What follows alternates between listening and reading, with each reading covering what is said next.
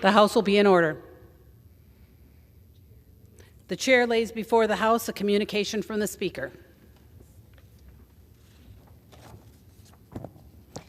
The Speaker's Rooms, Washington, D.C., June 5, 2023. I hereby appoint the Honorable Michelle Fischbach to act as Speaker pro tempore on this day. Signed, Kevin McCarthy, Speaker of the House of Representatives.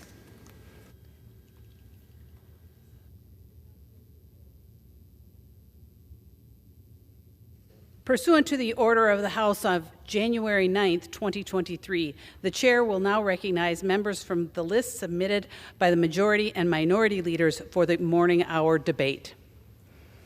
The Chair will alternate recognition between the parties, with time equally allocated between the parties and each member other than the majority or minority leaders and the minority whip limited to 5 minutes.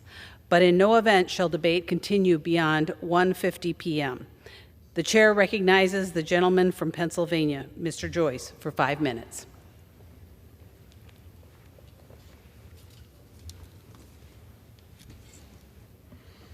Thank you, Madam Speaker. This June, we celebrate National Dairy Month and recognize the farmers and the producers across Pennsylvania who provide healthy dairy products for our children who need that as they grow and mature. Pennsylvania's 13th District is home to the most number of dairy cows in the entire Commonwealth of Pennsylvania. And for generations, family-owned and operated dairy farms have been at the heart of our rural communities. This year, Congress will work to pass a farm bill. And to prepare for this legislation, I've been traveling across our district to hear from the farmers who will be affected most by this legislation. Over the past years, we've seen inflationary policies lead to rising prices on the grain, the fertilizer, and supplies that our farmers rely on. And they're faced with imitation products that continue to put a strain on the dairy markets right here in America.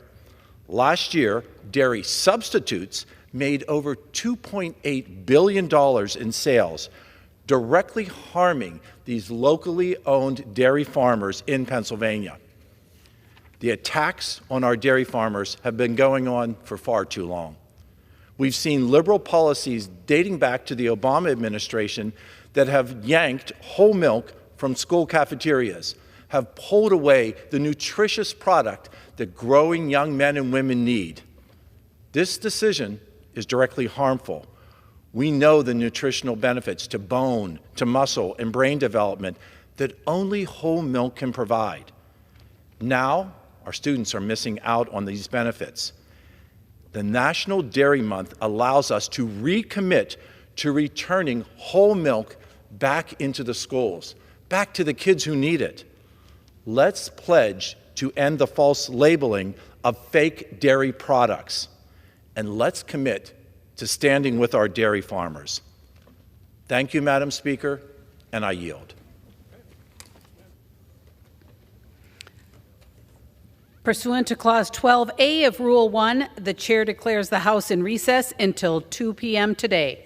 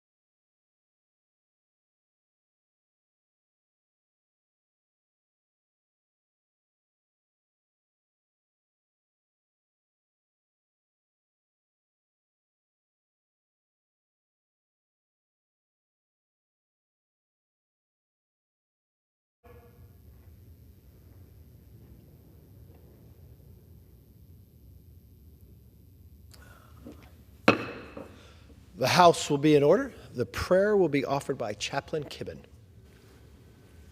Would you pray with me? We draw near to you, O God, before we begin the legislative business of this day, and pray that you will abide with us as we address the matters that will be brought before this body. Would that we wash our hands of malice and mean-spiritedness, ire and indignation. Cleanse us of all that detracts us from your noble intent. Would that we examine our motives, that they would be free of selfishness or indifference. Search us and know us, that with singleness of purpose we would live to serve you with integrity. Would that we present to you our hearts for the work of this Congress. Inspire us that what we aim to accomplish would reflect your grace plan for our communities and for our country. O Lord, consecrate the work of our hands. Clarify the judgment of our minds. Direct the desires of our hearts, that all we do today would be worthy of this opportunity we have been given to serve you in this place. In the righteousness of your name we pray. Amen. The chair has examined the journal of last day's proceedings and announces to the House the approval thereof. Pursuant to Clause 1 of Rule 1, the journal stands approved. The Pledge of Allegiance will be led by the gentleman from South Carolina, Mr. Wilson. Everyone is invited, including guests in the gallery, to participate. I pledge allegiance to the flag of the United States of America, and to the republic for which it stands, one nation, under God, indivisible, with liberty and justice for all. The chair will entertain requests for 1-minute speeches. For what purpose does the gentlewoman from Iowa seek recognition? Thank you, Mr. Speaker. I ask for unanimous consent to address the House for 1 minute and revise and extend my remarks. Without objection, the gentlewoman is recognized for 1 minute. Thank you, Mr. Speaker. I rise today to recognize the extraordinary life of former Bettendorf Mayor Ann Hutchinson, who passed away at age 74 this past week. She dedicated her life to the Bettendorf community, serving as mayor for 16 years until 2003. While Mayor Hutchinson took office, Bettendorf was struggling to survive financially. She got the city back on sound economic footing and accomplished a wide range of projects, including revitalizing downtown Bettendorf, building the Learning Campus with the Library and Family Museum, and started plans for the new I-74 bridge, which just opened last year. After her time as mayor, Ann served the region in multiple leadership roles with the Eastern Iowa Small Business Development Center, the Girl Scouts of Eastern Iowa and Western Illinois, and served as the president of the Iowa League of Cities. Mayor Hutchinson played a major part in making the Quad Cities what they are today, and she will be greatly missed. My thoughts and prayers are with her family at this time. I'd also like to wish my brother, Richard, a very happy birthday. Happy birthday, Richard. Mr. Chair, I yield back. For what purpose does the gentleman from South Carolina rise? Without objection, the gentleman is recognized for 1 minute. Thank you, Mr. Speaker. America is stronger with Kevin McCarthy as Speaker of the House. Matthew Constanetti, the founding editor of the Washington Free Beacon, wrote in the Friday edition, quote, "Since becoming Speaker in January, McCarthy has faced a test. Could he strike a fiscal bargain with President Biden that would earn Republican support and avoid a breach of the debt ceiling and a government shutdown? Well, the grade is in. He aced the exam. Kevin McCarthy is shaping up to be the most effective House GOP leader in decades. Kevin McCarthy is the rare Republican who both understands and is satisfied by the role that he's been given and the responsibilities that it entails. He wants nothing more nor less, and he's winning. In conclusion, God bless our troops who successfully protected America for 20 years as the global war on terrorism continues, moving from the Afghanistan safe haven to America with Biden open borders." I yield back. For what purpose does the gentleman from California seek recognition? Without objection, the gentleman is recognized for 1 minute. Thank you, Mr. Speaker. Well, in California and the western states, we see massive wildfires year in, year out due to the non-management or the mismanagement of our forests. So the result here lately has shown that California, you're seeing major insurers are pulling out of the state. They're either no longer offering new insurance policies to homeowners, or they're even withdrawing old ones upon their expiration, which means costs go up for the remaining companies, less choices for consumers, and even more disaster in the fact that insurance will no longer be affordable at all for any of them as they've seen skyrocketing costs. So what do we do about this? What should government do?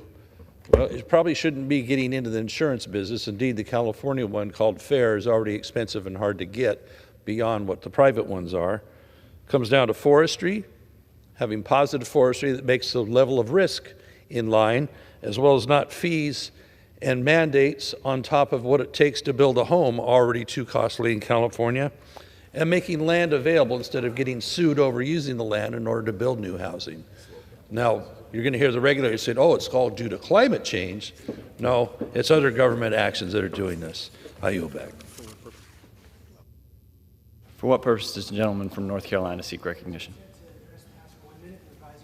Without objection, the gentleman is recognized for 1 minute. Thank you, Mr. Speaker.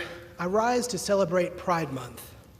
From trailblazing activists and leaders who fought tirelessly for equality to artists and entertainers who shattered barriers and inspired generations, the impact of the LGBTQ community is felt in every aspect of our culture.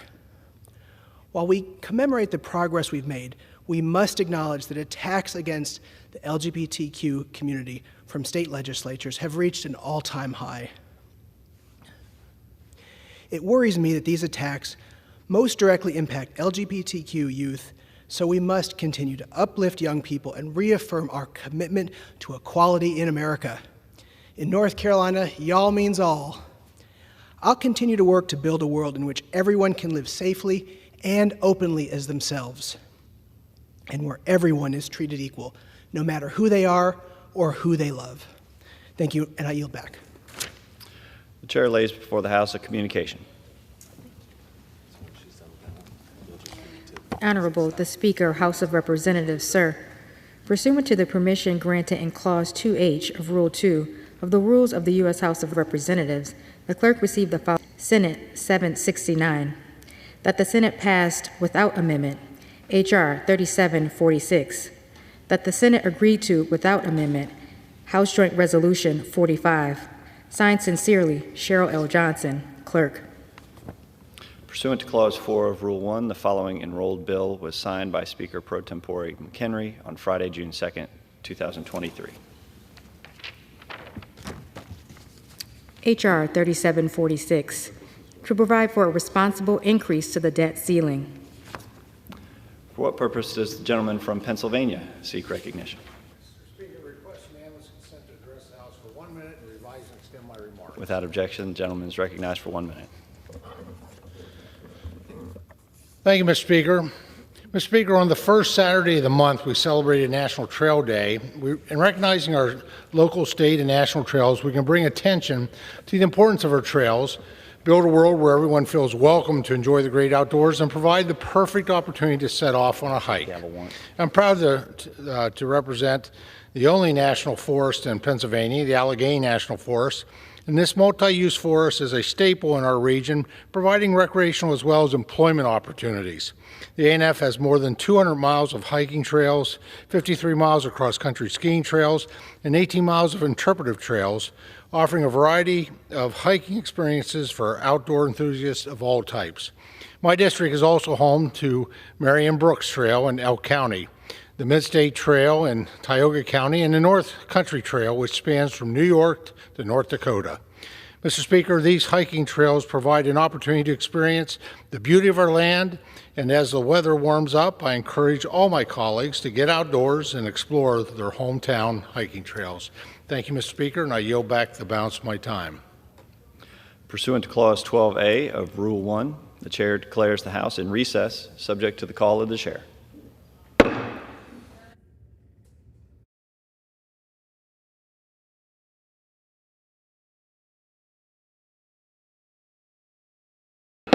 The House will be in order. Pursuant to Clause 8 of Rule 20, the Chair will postpone further proceedings today on motions to suspend the rules on which a recorded vote of the yeas and nays are ordered, or votes objected to under Clause 6 of Rule 20. The House will resume proceedings on postponed questions at a later time. For what purpose does the gentlewoman from Missouri seek recognition? Mr. Speaker, I move to suspend the rules and pass Bill H.R. 835, the Fair Investment Opportunities for Professionals Act, as amended. The clerk will report the title of the bill. H.R. 835, a bill to amend the Securities Act of 1933 to codify certain qualifications of individuals as accredited investors for purposes of the securities laws. Pursuant to the rule, the gentlewoman from Missouri, Ms. Wagner, and the gentleman from California, Mr. Sherman, each will control 20 minutes. The chair recognizes the gentlewoman from Missouri. Mr. Speaker, I ask unanimous consent that all members may have 5 legislative days in which to revise and extend their remarks and include extraneous material on this bill. Without objection. Mr. Speaker, I yield myself as much time as I may consume. The gentlewoman is recognized. Mr. Speaker, I rise in support of H.R. 835, the Fair Investment Opportunities for Professionals Expert Act. I would like to thank my colleagues from both sides of the aisle, Congressman Hill, Schweikert, Vargas, and others, for working on this important piece of bipartisan legislation that will expand the pool of eligible investors who can build wealth through private placements. The current accredited investor definition restricts access to investments in private markets to a select few, largely based on income or net worth. This excludes many individuals who have other types of expertise or experience that would make them sophisticated investors. According to the SEC estimates, only 13% of U.S. households actually qualify as accredited investors in 2016. Only a small percentage of accredited investors are Black or Latino. This shows that the current definition disproportionately excludes minorities from accessing investment opportunities.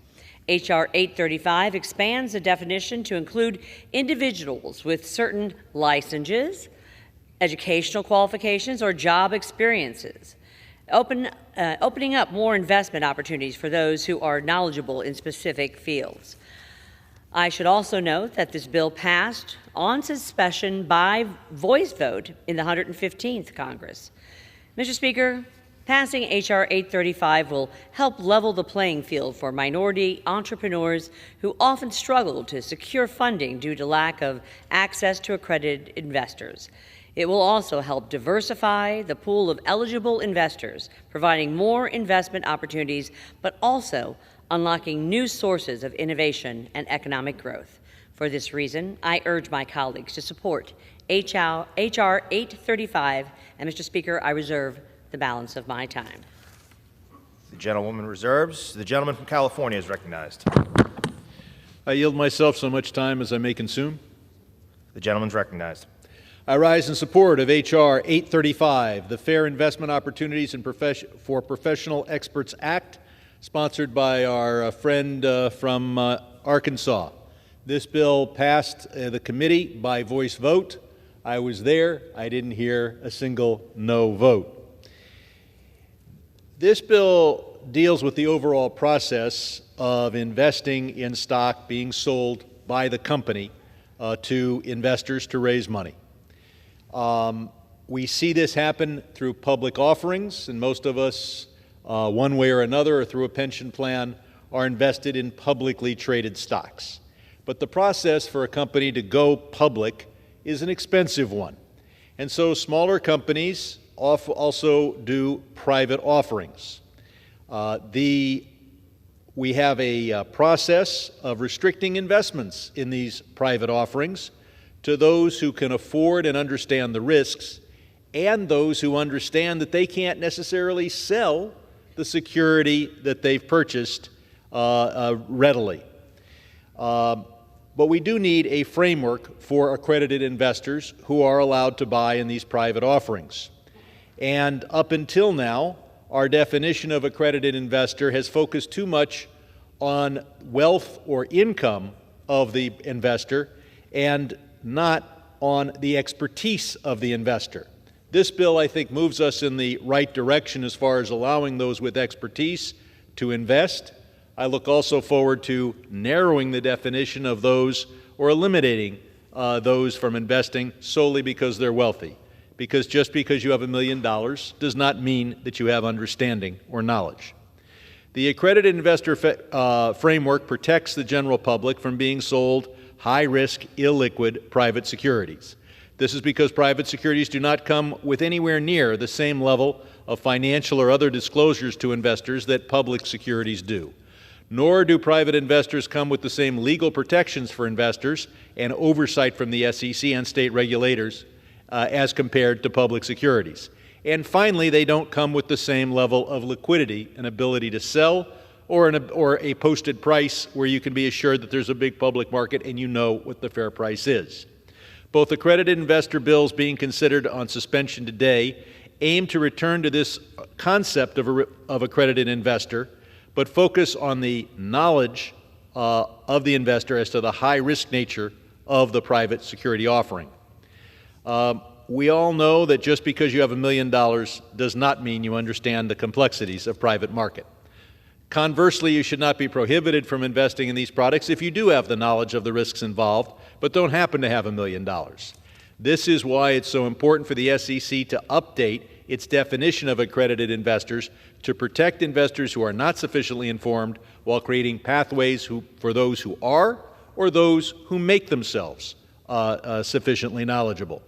Mr. Hill's bill would allow individuals with certain credentials, such as an MBA or a FINRA certification, that's a certification from the Financial Industry Regulatory Authority that would allow one to actually be a broker-dealer. People who meet those two qualifications would be deemed accredited investors without reference to their income or wealth. I'm under no illusion at the riskiness of these products. We will all hear the stories. Every friend I have who goes to Vegas and tells me about it comes back saying they won everything. I have 9 other friends who go to Vegas. They never tell me how well they did. Likewise, we all will hear about somebody who invested in Apple at the beginning, but nobody talks about their investment in Pear, Tangerine, or Kumquat. This is an opportunity to make a lot of money. It's also an opportunity to lose a lot of money. I believe that the reforms to the definition of accredited investor are necessary and fair. However, this bill is a reasonable expansion of the definition of people who can be expected to have the requisite knowledge or expertise to make an informed investment about the very risky private securities. I support this bill. Every voice on the committee supports this bill, and I urge my colleagues to vote for it. I reserve the balance of my time. The gentleman reserves. The gentlewoman from Missouri is recognized. Mr. Speaker, I am now pleased to yield as much time as he may consume to the author of this bill, the gentleman from Arkansas, Mr. Hill, who is also the chairman of the Digital Assets Committee. The gentleman is recognized. I thank the Speaker, and I certainly thank Chair Wagner and Ranking Member Sherman for their strong words of support for my bill, the Fair Investment Opportunities for Professionals Act, which, as Ranking Member Sherman noted, passed out of our committee unanimously by voice, but it also has passed this House of Representatives, Mr. Speaker, twice already. Most Americans are prohibiting for investing in a wide variety of businesses. Unless you're rich enough, or what is called by the SEC an accredited investor, meaning that you make more than $200,000 per year, or you're worth at least $1 million, not including your house, you're not really allowed to invest easily in private markets, only in our public companies. Meanwhile, new businesses are staying private for longer because of bad policy from Washington has made it increasingly expensive for companies to become public, to go public, and to remain a public company. In my view, Mr. Speaker, that's not fair, and it's not smart. So the current and accredited investor rules favor the rich and the affluent over people who have knowledge that are working maybe in their own area of expertise. And then it effectively discriminates against someone who would be poor or potentially in a minority community. In fact, the Securities and Exchange Commission argues that 1.3% of accredited investors are African American, and only 2.8% are Latino, even though they make up a third of our country. Are you telling me they don't have the investment expertise or the knowledge to invest in a company they're interested in? Of course they do.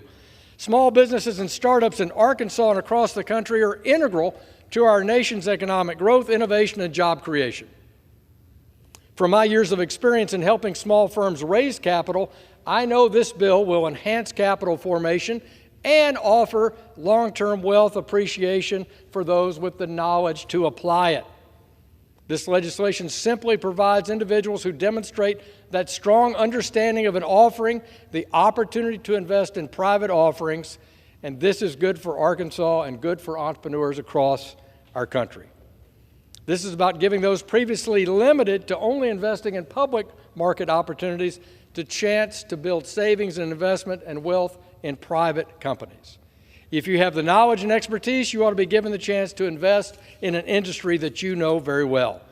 And with that, Madam Chair, let me thank the gentleman from California, Mr. Vargas, for his support of this legislation, as well as Mr. Schweikert of Arizona, an original co-sponsor of this bill. Let me thank the ranking member and the chairwoman for their support, and I urge all my colleagues to vote for this bill, and I yield back to the gentlewoman from Missouri. Mr. Speaker, I would just ask my friend, the ranking member, Mr. Sherman, if he is prepared to close. I am indeed. I have no further speakers, and I'm prepared to close. I reserve. The gentleman from California is recognized. I yield myself as much time as I may consume. The accredited investor framework is in need of improvement. Today, millions of families can be targeted to invest in high-risk, illiquid, non-transparent financial products solely because of the inflated value of their assets, putting at risk their ability to live comfortably in retirement. At the same time, others who are knowledgeable are prevented from investing. When the accredited investor framework was first established by the SEC in 1982, less than 2% of our population could be solicited by broker-dealers or companies raising capital on the basis of their income or on the basis of their assets. Today, that has risen to 20%.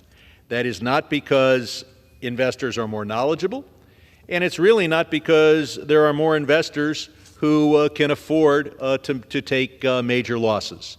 It is simply because we've had a lot of inflation since 1982, and so you can meet the asset requirements with real estate and your retirement nest egg. To be clear, no one thinks that the amount you need for your retirement in 2023 is the amount you needed in 1982. That is why the SEC needs to revise the thresholds to better protect working families. That said, Mr. Hill's bill is sensible. It would return to the original concept of the accredited investor, focusing on investors who are knowledgeable about the risks of private securities. I would also point out that while we're protecting investors, another function of our securities laws is to help company raise capital. And obviously this bill will help many companies to raise the capital they need to expand. So I believe that this is a balanced bill. I look forward to other steps to change the accredited investor framework. I urge my colleagues to support this bill, and I yield back the balance of my time. The gentleman yields back. The gentlewoman from Missouri is recognized. Mr. Speaker, I would just simply urge my colleagues to support H.R. 835, and I yield back the balance of my time. The gentlewoman yields back. The question is, will the House suspend the rules and pass the bill H.R. 835 as amended? Those in favor say aye. Those opposed, no. In the opinion of the chair, 2/3 being in the affirmative, the rules are suspended, the bill is passed, and without objection, the motion to reconsider is laid on the table.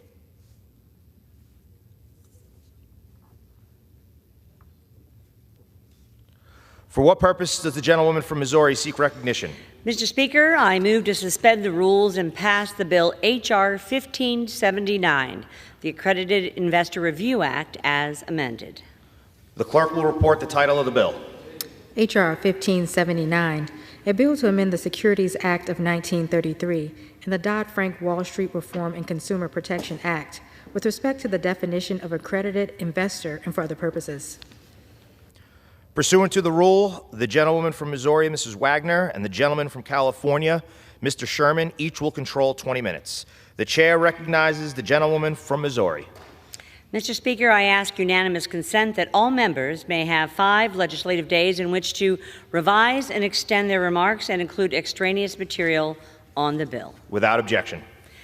Mr. Speaker, I yield myself as much time as I may consume. The gentlewoman is recognized. Mr. Speaker, I rise in support of H.R. 1579, the Accredited Investor Definition Review Act. I would like to thank my colleagues, Congressman Huizenga and Lawler, for working on this important piece of legislation that balances increasing investor opportunities with investor protection. Currently, to qualify as an accredited investor, an individual must have an annual income of at least $200,000 or a net worth of over $1 million.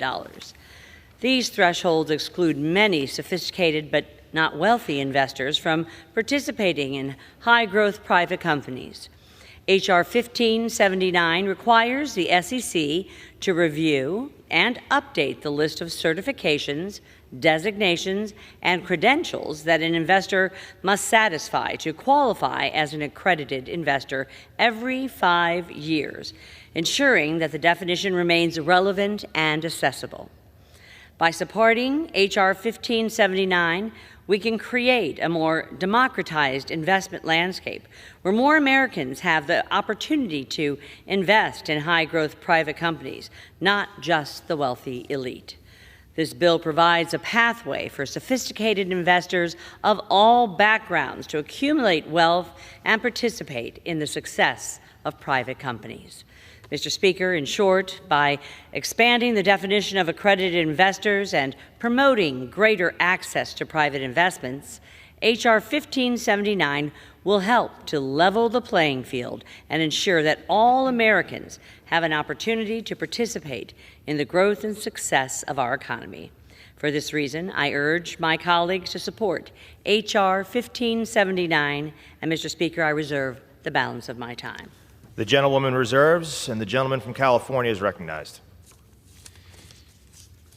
Thank you. I rise in support of H.R. 1579 and yield myself as much time as I may consume. The Accredited Investor Definition Review Act is, of course, sponsored by the gentleman from Michigan. The accredited investor definition is out of date and needs changing. The current, and a lot of these comments relate to the comments I made on the previous bill. The current definition is based on wealth, which is not really a proxy for an individual's knowledge or experience, may in part be a proxy for their ability to absorb losses, but the wealth standard was established in 1982 and hasn't been revised, so it was either wrong then or it's wrong now. Further, the amount of wealth required to meet the accredited investor threshold, of course, has been eroded. And as I said, speaking of the prior bill, it has gone from 2% of our nation to 20% of our nation. So we need to define who Wall Street can sell risky and illiquid products to, and not those who have created a nest egg, which is so much smaller than the nest egg in terms of purchasing value that we required when these standards were developed. The SEC may establish a definition to protect working families from these high-risk products while allowing those who are knowledgeable to make the investment. Mr. Huizenga's Accredited Investor Definition Act reaffirms the authority of the SEC to review the credentials that will qualify an accredited investor and update the list of credentials. This ensures that the definition is not stagnant and changes with the times. As a result, more investors will have access to private markets while ensuring that they have adequate knowledge base to understand the risks involved. I would add that perhaps wealth shouldn't be an entryway to investments. It should be exclusively based on one's knowledge. If we did that, we would want to look not only at the knowledge of the investor, but the knowledge of their advisors, but only if those advisors were truly independent. Because an investor being advised by someone who earns a commission or someone who gets referrals from the promoter is not a truly independent advisor. So this bill moves us forward to doing something that should have been done many years ago. We're stuck with rules drafted in 1982. This bill requires the SEC to begin the process of revising those rules. I urge my colleagues to vote yes on this important bill, and I reserve the balance of my time. The gentleman reserves. The gentlewoman from Missouri is recognized. Mr. Speaker, I yield as much time as he may consume to the author of the bill, the gentleman from Michigan, Mr. Huizenga, who is also chairman of the Oversight and Investigation Subcommittee of Financial Services. The gentleman from Michigan is recognized. Thank you, Mr. Speaker, and Madam Chair, thank you.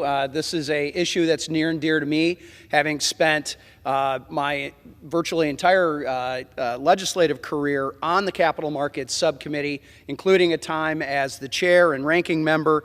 And this is something that many of us have been working on for a long time. And thanks also to Chairman McHenry for setting out an ambitious agenda to strengthen and expand access to our capital markets. The legislation being considered here today, both the previous bill, H.R. 835, and my bill, 1579, make good on this promise while increasing opportunity for small businesses as well as investors in Michigan's 4th Congressional District and across America. Under Gary Gensler, the Securities and Exchange Commission continues to blow past their longstanding three-part mission to protect investors, maintain fair, orderly, and efficient markets, and to facilitate capital formation with a number of other things that are well beyond that. We're here today to refocus the SEC on its core mission to help more Americans participate in our capital markets. During our bipartisan effort, we have heard uplifting stories from Americans who inspire a new generation of entrepreneurs. Look, we all know some very hardworking middle-income folks who know how to manage their money and manage their money well. Frankly, we probably all also know stories of wealthy people who frankly don't have a clue financially, and I would never turn over our money to them to manage or to invest. So let's talk about a couple of those people in the first category. I want to start first with a woman named Omi Bell. Omi Bell founded Black Girl Ventures, an organization focused on providing women of color with access to community networks, capital, and capacity building to develop and grow their businesses. Omi does that right here in Washington, D.C. Omi testified before our subcommittee on capital markets that her mother invested $10,000 of her own retirement to support Omi's first business venture. Yet her mom was not considered an accredited investor, and despite her desire to support her daughter's ambitions, she could have been disallowed from investing in that. We also heard testimony from David Olivencia. He's the CEO and co-founder of Angeles Investors, who, while earning his MBA from Notre Dame, learned about startups and how early-stage investments could lead to outsized returns. Unfortunately for David, as he told his story, he said he did not qualify as an accredited investor because his immigrant family did not have wealth that he could inherit. That's a horrible way, Mr. Speaker, to decide whether someone should or can invest in a dream and in something that they know about. And I can tell you this, both Omi and David are all too common in the investment world. While investors often turn to their local communities for support, they often lack the ability to reach those investors, those truly accredited investors, who can make a huge impact. So under current law, accredited investors are allowed to purchase securities that have not been registered with the SEC. These types of offerings carry more risk than public offerings. In theory, individuals with enough financial sophistication or net worth, again, those are two different things, can bear the potential losses that may be associated with these types of securities. My bill, the Accredited Investor Definition Review Act, would require the SEC to incorporate, quote, certifications, designations, or credentials that further the purpose of accredited investor definition, close quote. The bill would expand investment opportunities for knowledgeable investors and provide small business job creators with additional sources of funding. The current definition the SEC uses to identify accredited investors is outdated and based solely and wrongly on wealth and net income. You shouldn't have to be a millionaire to be an accredited investor. The ability to participate in a private offering should not be limited to individuals that pass some sort of federal government assets test. Instead, participation should be expanded to include all individuals and that can demonstrate they have sufficient understanding of the offering. So, Mr. Speaker, my legislation is about leveling the playing field. Do you see the theme, by the way? The theme from the Republicans, and I believe many on the other side, are this. We want to make sure that we allow all Americans to participate in our economic system.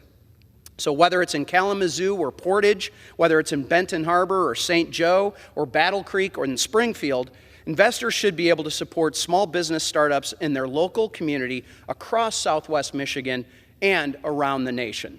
So I look forward to continued bipartisan support for this issue.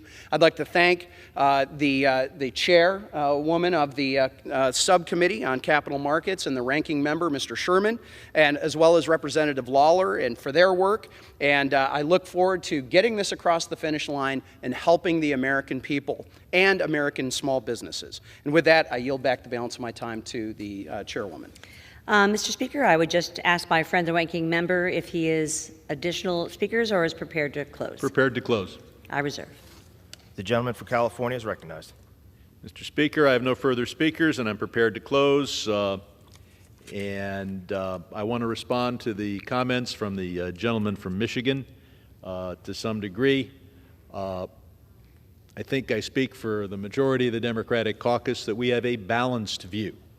We want investor protection, and we want investments to be made in private offerings by those who understand the risk and understand the company they're investing in.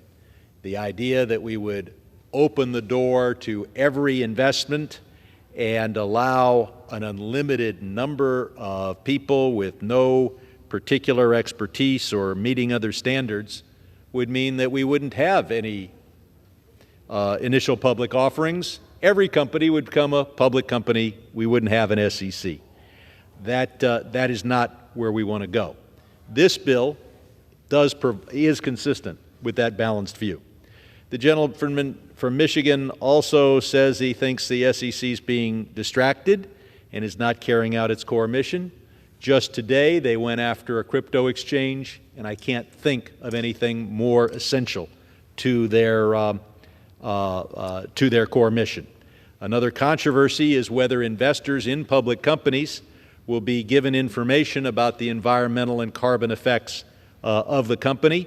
Many investors want that information, and giving investors information that many of them want is a core definition of the SEC. And finally, the gentleman from Michigan, I think, puts forward a very inaccurate view of our current law. It is not true that you can't invest in your brother-in-law's pizzeria unless you have $1 million in net worth. If that were true, I couldn't get a pizza on Ventura Boulevard. The fact is that we do allow up to 35 unaccredited investors in private offerings, and the vast majority of what we think of as the really small businesses, the ones up and down Ventura Boulevard, the pizzeria, the restaurant, whatever, fit into that category. So we do have a securities law system that works pretty well. We can improve it. This bill does that. The SEC should amend its accredited investor definition to better protect investors and retirees from being solicited for high-risk, unsustainable products just because they meet an asset threshold that hasn't been revised in 40 years. I urge the SEC to review that asset threshold as part of the periodic review required by this bill. I urge my colleagues to support this bill and to support a balanced investor protection regime, and I yield back the balance of my time. The gentleman yields. The gentlewoman from Missouri is recognized. Mr. Speaker, I would strongly urge my colleagues to support H.R. 1579, and I yield back the balance of my time.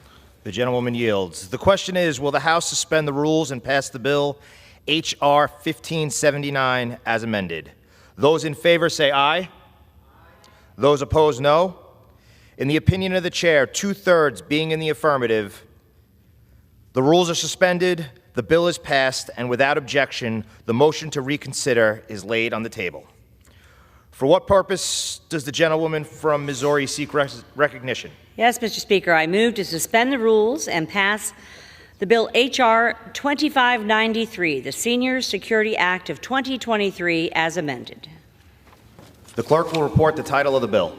H.R. 2593, a bill to create an interdivisional task force at the Securities and Exchange Commission for senior investors. Pursuant to the rule, the gentlewoman from Missouri, Mrs. Wagner, and the gentleman from California, Mr. Sherman, each will control 20 minutes. The chair recognizes the gentlewoman from Missouri. Mr. Speaker, I ask unanimous consent that all members may have 5 legislative days in which to revise and extend their remarks and include extraneous material on the bill. Without objection. Mr. Speaker, I yield myself as much time as I may consume. The gentlewoman is recognized. Mr. Speaker, I rise in support of H.R. 2593, the Senior Security Act. I am proud to be an original co-sponsor of this bill, and I thank my colleagues from both sides of the aisle, Representatives Gottheimer and Lawler, for working on this important piece of bipartisan legislation that will assist in the protection of our senior investors. Fraud and exploitation of any kind in our capital markets threaten the integrity of our markets. It is especially problematic when such fraudulent activity targets senior investors. According to some reports, around 20% of senior investors fall prey to fraudulent investment schemes. Similar reports show that seniors lose nearly $3 billion annually from financial fraud and exploitation. The Senior Security Act is designed to support and enhance efforts to protect against and prevent the financial exploitation of senior investors. This bill establishes the Senior Investors Task Force within the Securities and Exchange Commission, which must report on industry trends and serious issues impacting investors over the age of 65. The task force will also help inform policymaking in Washington by making recommendations for legislative or regulatory actions to address problems encountered by our senior investors.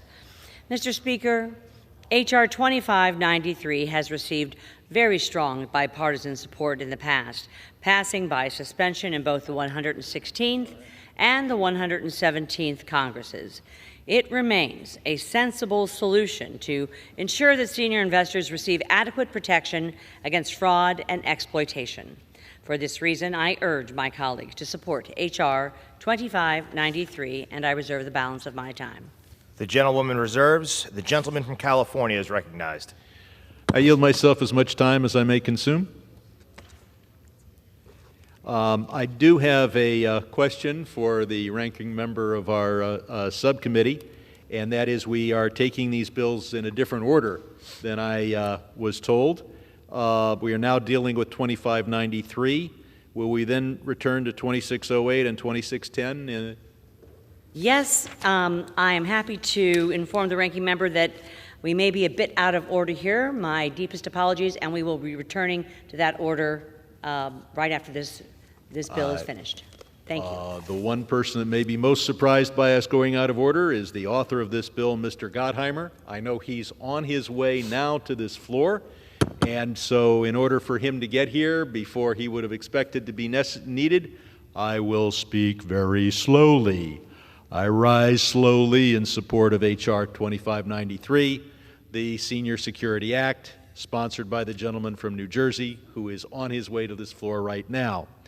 Scams targeting seniors, which can include harassing robocalls and phone calls impersonating the government, cost older Americans more than $36 billion a year, according to the National Council on Aging. And according to AARP, these kinds of senior scams have more than doubled just since 2020. Financial scams can leave a devastating and lasting impact on our seniors, causing significant financial loss. Recovering lost funds is a very challenging process, and in many cases, the money is simply not retrieved.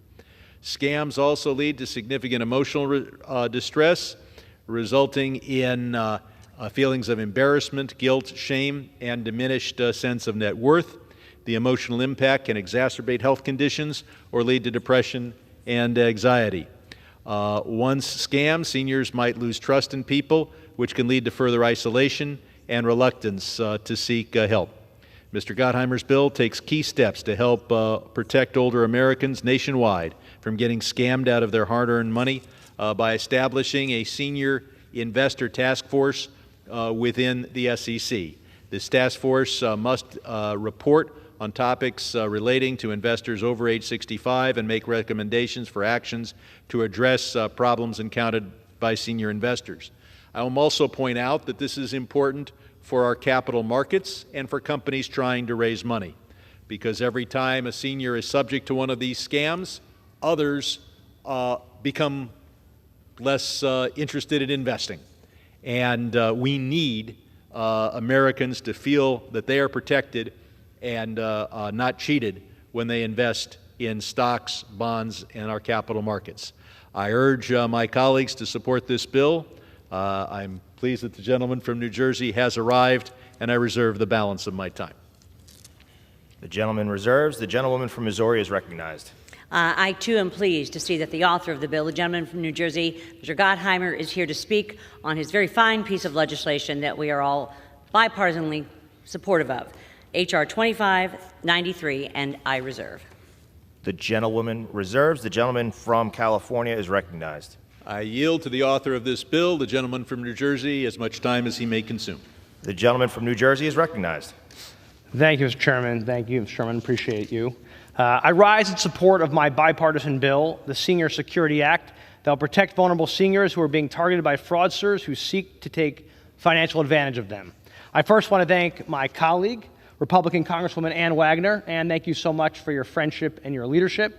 Very grateful for you and your continued fight to get the backs of our seniors. Very grateful.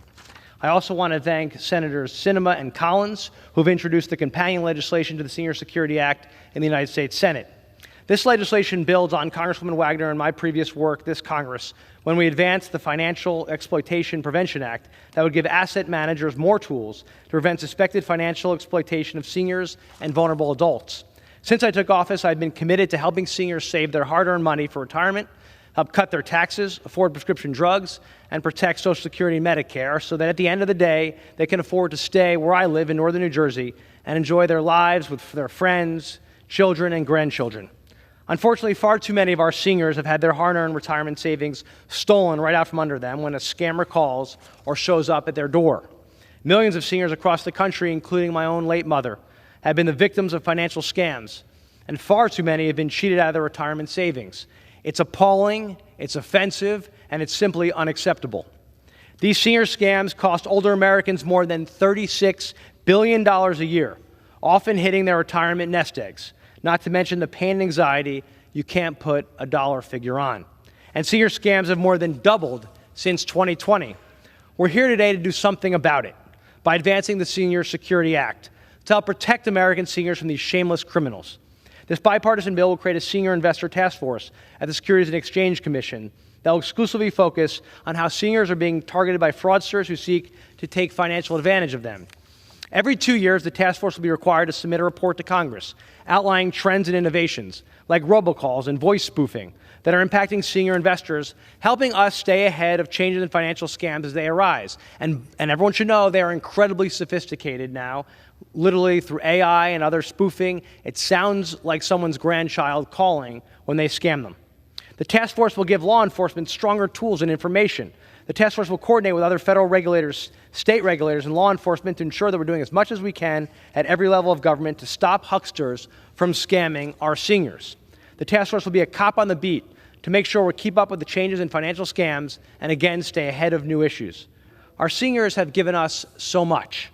We should always have their backs and look out for them and help protect them from predators and innovative scammers who want to take advantage of them. I urge my colleagues to support this common sense bipartisan legislation, the Senior Security Act. I thank my colleagues. Congressman Wagner, again, thank you so much for your friendship and your leadership. Mr. Speaker, I yield back. The gentleman from New Jersey yields. The gentlewoman from Missouri is recognized. Mr. Speaker, I have no further requests for time, so I'm prepared to close by just simply urging very strongly all of my colleagues to support H.R. 2593, and I reserve the balance of my time. The gentlewoman reserves. The gentleman from California is recognized. I have no further speakers. I'm prepared to close. I yield myself as much time as I may consume. The gentleman is recognized. This bill passed in committee 49-0. Our seniors are particularly vulnerable to financial scams. As members of Congress, we must work to find effective ways to protect seniors from scamsters and fraudsters. Mr. Gottheimer's bill, and I commend him for drafting this bill, a bill that once again got 49 votes to 0 in our committee. I commend him for crafting this legislation. I urge my colleagues to support the bill, and I yield back the balance of my time. The gentleman yields. The gentlewoman from Missouri is recognized. Thank you, Mr. Speaker. And once again, I urge all my colleagues to support H.R. 2593, a wonderful piece of bipartisan legislation that is going to help our security, our seniors have the kind of financial security that they need going forward. And I yield back the balance of my time. The gentlewoman yields. The question is, will the House suspend the rules and pass the bill H.R. 2593 as amended? Those in favor say aye. Those opposed, no. In the opinion of the chair, 2/3 being in the affirmative, the rules are suspended, the bill is passed, and without objection, the motion to reconsider is laid on the table. For what purpose does the gentlewoman from Missouri seek recognition? Mr. Speaker, I move to suspend the rules and pass the bill H.R. 2608 as amended. The clerk will report the title of the bill. H.R. 2608, a bill to amend the federal securities laws to specify the periods for which financial statements are required to be provided by an emerging growth company and for other purposes. Pursuant to the rule, the gentlewoman from Missouri, Mrs. Wagner, and the gentleman from California, Mr. Sherman, each will control 20 minutes. The chair recognizes the gentlewoman from Missouri. Mr. Speaker, I ask unanimous consent that all members may have 5 legislative days in which to revise and extend their remarks and include extraneous material on the bill. Without objection. Mr. Speaker, I yield myself as much time as I may consume. The gentlewoman is recognized. Mr. Speaker, I rise in support of H.R. 2608, a bill to specify the periods for which financial statements are required by an emerging growth company. I would like to thank my colleague, our esteemed chairman of the Financial Services Committee, Mr. McHenry, for his leadership on this important piece of bipartisan legislation, which will ensure the continued success of the IPO on-ramp enacted in the Bipartisan Jobs Act of 2012. To address the steady decline of small company IPOs, Title I of the Jobs Act of 2012 established a new class of public companies or issuers known as emerging growth companies. These companies are given an on-ramp of up to 5 years to comply with certain regulatory requirements prior to, throughout, and immediately after the company's IPO. Under the Jobs Act, one particularly helpful accommodation provided to EGCs is the requirement to provide 2 years of audited financial statements instead of 3 years in its IPO registration statement. Under certain circumstances, however, an EGC or a company that went public as an EGC must provide financial statements for earlier periods. This has occurred occasionally, for example, in the case of acquired company financial statements and for follow-on offerings involving an emerging growth company that lost its EGC status during IPO registration. H.R. 2608 resolves this misinterpretation by establishing that an emerging growth company, as well as an issuer that went public issuing EGC disclosure obligations, only needs to provide 2 years of audited financial statements. Mr. Speaker, by ensuring that EGCs can consistently rely on the Jobs Act's scaled disclosure obligations by eliminating this irregularity, H.R. 2608 will enhance the utility and the benefits of EGC accommodations. For this reason, I urge my colleague to support H.R. 2608, and I reserve the balance of my time. The gentlewoman reserves. The gentleman from California is recognized. I rise in support of this bill and yield myself as much time as I may consume. Gentleman is recognized. I rise in support of H.R. 2608, sponsored by the gentleman from North Carolina. I want to put this bill in context. The first two bills we considered in this session dealt with private offerings, where there is very limited investor protection and where there are requirements as to who is allowed to invest. We are now focusing on public companies, where there is a lot of investor protection and where anyone can invest and anyone who buys can then freely sell it to anyone else.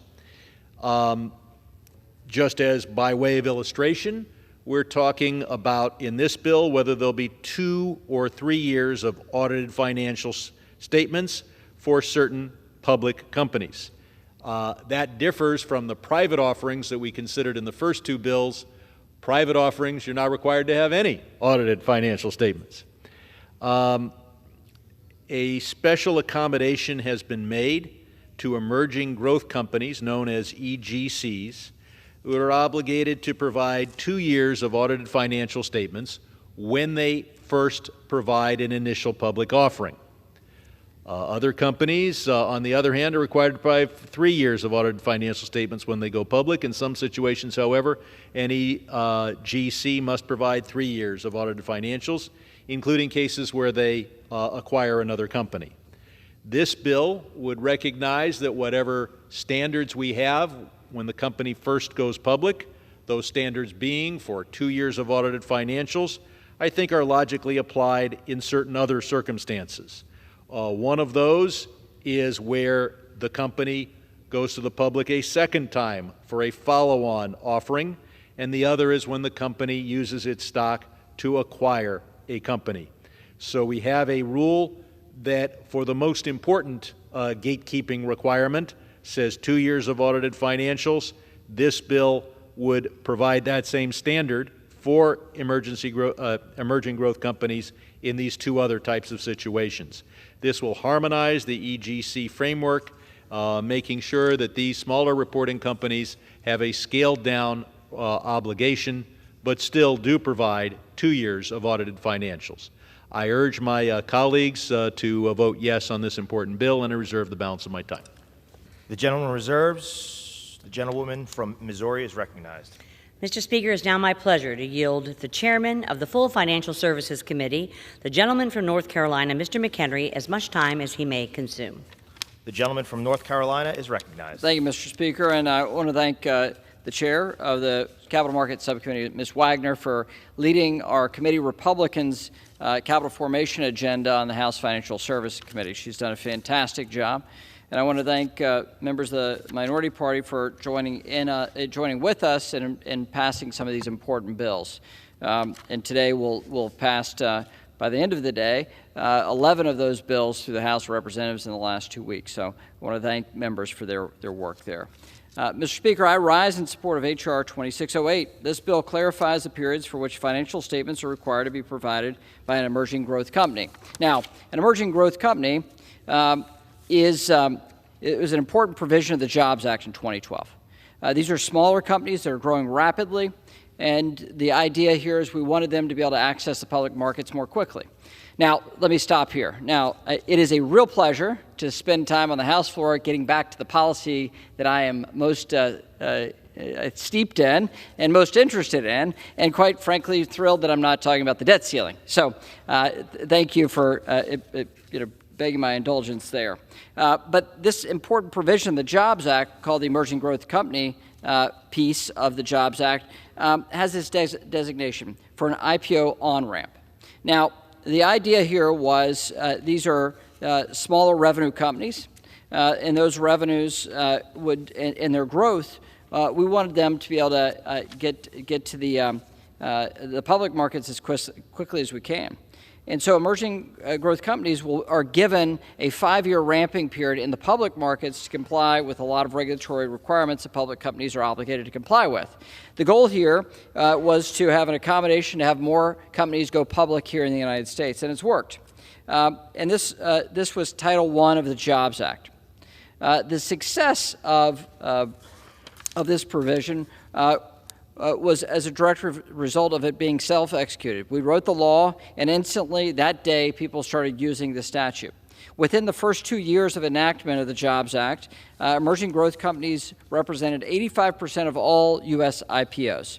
And additionally, this specific accommodation for 2 years of audited financial statements was utilized by 65% of emerging growth companies within the first 2 years of the Jobs Act.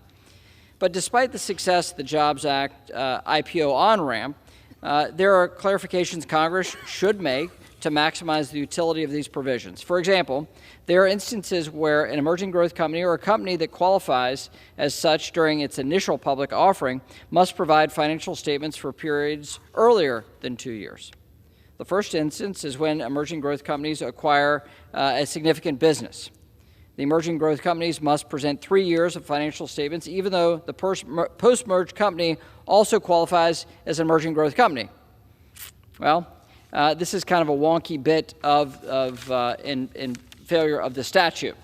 The second instance is when a company qualifies as an emerging growth company during its IPO, but later tries to conduct a follow-on offering to raise capital after it loses its emerging growth company status. In such instances, the company would also be required to provide 3 years of financial statements. So this bill updates emerging growth company financial reporting accommodation to clarify that emerging growth companies, as well as any company that qualifies as such when it is conducting its initial public offering, does not need to provide audited financial statements for a period earlier than 2 years, which is required during the emerging growth company's initial public offering. All right, that's a lot of words. This update will increase efficiency by ensuring that these companies can consistently and will be able to consistently rely on the Jobs Act scaled financial reporting requirement accommodations. It will eliminate an aberrational result that actually have been shown to require burdensome and unnecessary financial reporting obligations. This bill clearly establishes that an emerging growth company will not be required to provide audited financial statements for any period earlier than 2 years, including in those instances I mentioned that were not previously addressed in the original Jobs Act. So 11 years of the Jobs Act and this particular section of the Jobs Act have shown that they're wonderfully successful. We have more IPOs using this statute than any other change in securities laws we've made as a Congress in recent memory. That is a great success. But we want to update that existing statute, and we're doing so in a bipartisan way, and that should be a welcome sign for Congress, that we can do complicated things and we can do it in a bipartisan way, and that's what we're here to do. So I urge my colleagues to vote yes, and I yield back the balance of my time. The chairman yields back. I reserve. The gentlewoman reserves. The gentleman from California is recognized. I have no further speakers. I'm prepared to close, assuming the gentlelady from Missouri has no further speakers. Please. I yield. Reserve. Gentleman reserves. The gentleman's recognized. I yield myself as much time as I may consume. This bill passed our committee 41-0. In passing H.R. 2608, once again that's H.R. 2608, Congress is making sure that smaller companies have scaled down disclosure obligations in all instances rather than just the initial public offering. We apply the same standard to acquisitions and follow-on offerings. This is a common sense reform. It reduces the burden on small companies and still provides investors with 2 years of audited financial statements. I urge my colleagues to support this bill. I yield back the balance of my time. The gentleman yields. The gentlewoman from Missouri is recognized. Mr. Speaker, I would simply strongly urge my colleagues to support H.R. 2608, and I yield back the balance of my time. The gentlewoman yields. The question is, will the House suspend the rules and pass the bill H.R. 2608 as amended? Those in favor, aye. Those opposed, no. In the opinion of the chair, 2/3 being in the affirmative, the rules are suspended, the bill is passed, and without objection, the motion to reconsider is laid on the table. For what purpose does the gentlewoman from Missouri seek recognition? Mr. Speaker, I move to suspend the rules and pass the bill H.R. 2610 as amended. The clerk will report the title of the bill. H.R. 2610, a bill to amend the Securities Exchange Act of 1934 to specify certain registration statement contents for emerging growth companies, to permit issuers to file draft registration statements with the Securities and Exchange Commission for confidential review and for other purposes. Pursuant to the rule, the gentlewoman from Missouri, Mrs. Wagner, and the gentleman from California, Mr. Sherman, each will control 20 minutes. The chair recognizes the gentlewoman from Missouri. Mr. Speaker, I ask unanimous consent that all members may have 5 legislative days in which to revise and extend their remarks and include extraneous material on this bill. Without objection. Mr. Speaker, I yield myself as much time as I may consume. Gentlewoman is recognized.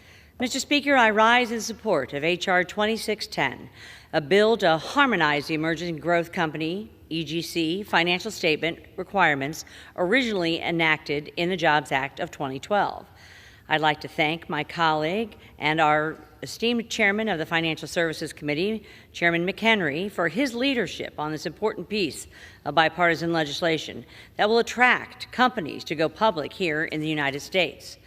Title I of the Bipartisan Jobs Act of 2012 established a new class of public companies, or issuers, called emerging growth companies, to attract small companies to go public and reverse the steady decline of small initial public offerings, IPOs, in American capital markets.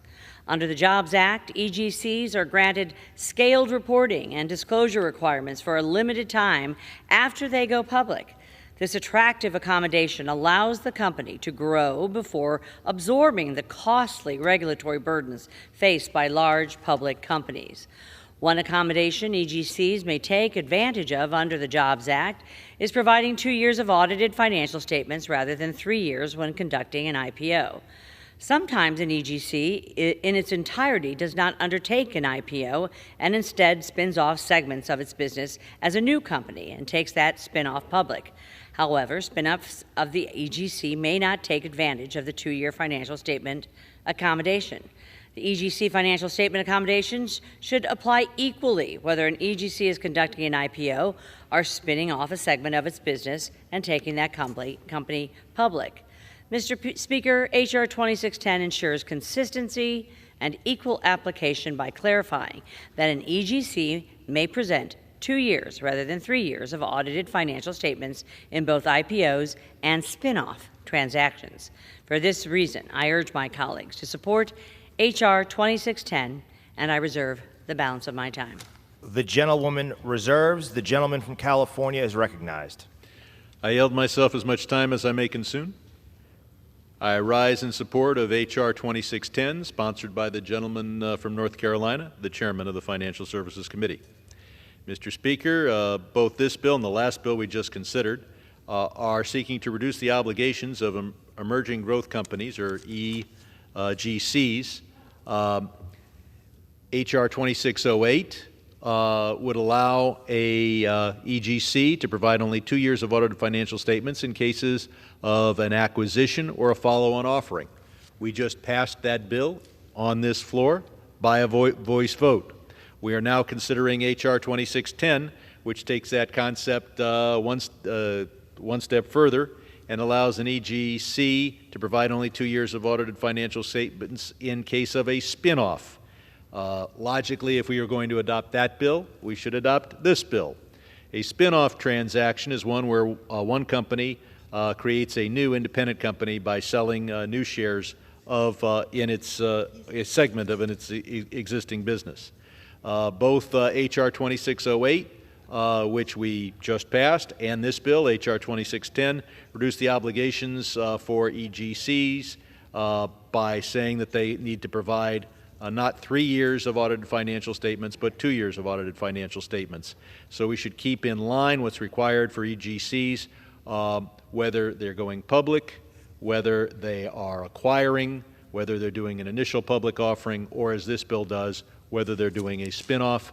I urge my colleagues to support this bill and reserve the balance of my time.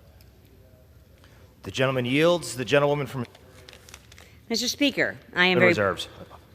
am very pleased to yield to the chairman of the full Financial Services Committee, the gentleman from North Carolina, Mr. McHenry, for as much time as he may consume.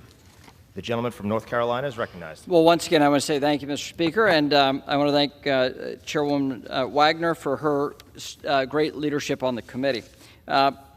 I think it's been well explained about emerging growth companies. I think we've had a nice discussion here on the House floor of what we have done in Congress now 11 years ago to ensure that fast-growing, smaller companies can access our capital markets and do so with less regulatory burden, enticing them into our public markets, which enable average everyday investors to have more investment opportunities and ownership of American society as well.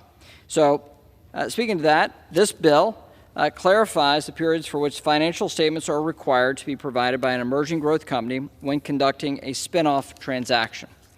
This legislation will strengthen public markets by addressing an irregularity that was not addressed under the Jobs Act of 2012 and ensures consistent treatment for emerging growth companies, whether they're going public or spinning off a portion of their business. And so I've talked about the positive impact of emerging growth companies and of the Jobs Act generally since it was enacted into law. At that period of time in 2012, you had a Republican House of Representatives, a Democrat Senate, and a Democrat in the White House, and very few things got done. Very few things got done.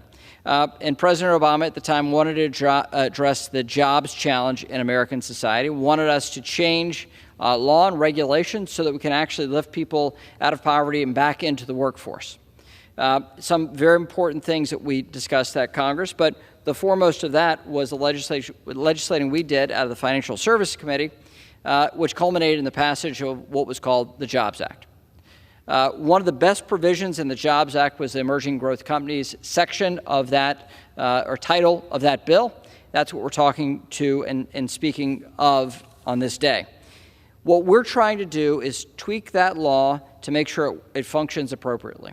And like all things, whether it's your home or legislation or your car, you want to adjust it from time to time to make sure it's running the way you intended it to run.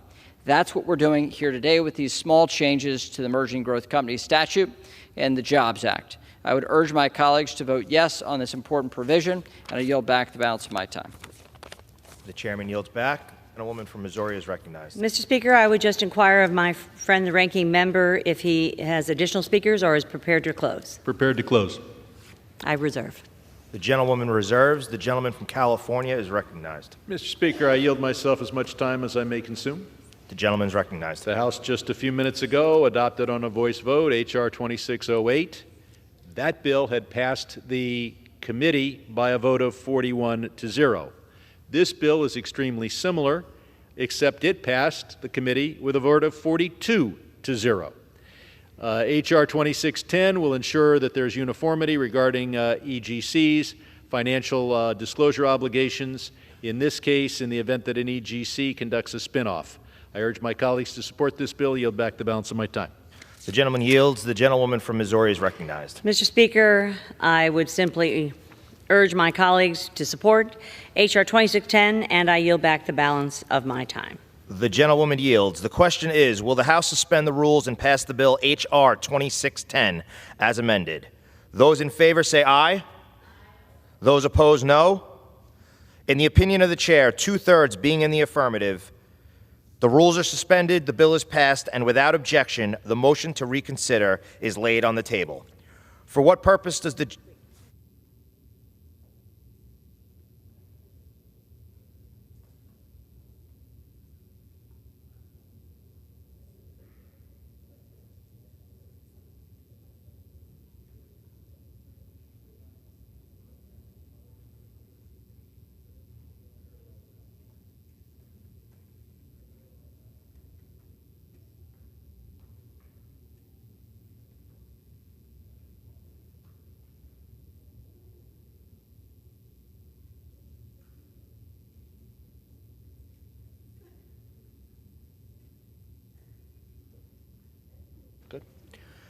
For what purpose does from North Carolina seek recognition? Mr. Speaker, I move to suspend the rules and pass House Concurrent Resolution 43. The clerk will report the title of the concurrent resolution. House Calendar Number 22, House Concurrent Resolution 43.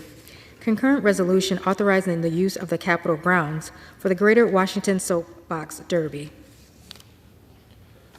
Pursuant to the rule, the gentleman from North Carolina, Mr. Edwards, and the gentlewoman from the District of Columbia, Ms. Norton, each will control 20 minutes. The chair recognizes the gentleman from North Carolina. Thank you, Mr. Speaker. I ask unanimous consent that members have 5 legislative days in which to revise and extend their remarks and insert extraneous material into the record on House Concurrent Resolution 43. Without objection. Mr. Speaker, I yield myself such time as I may consume. The gentleman is recognized.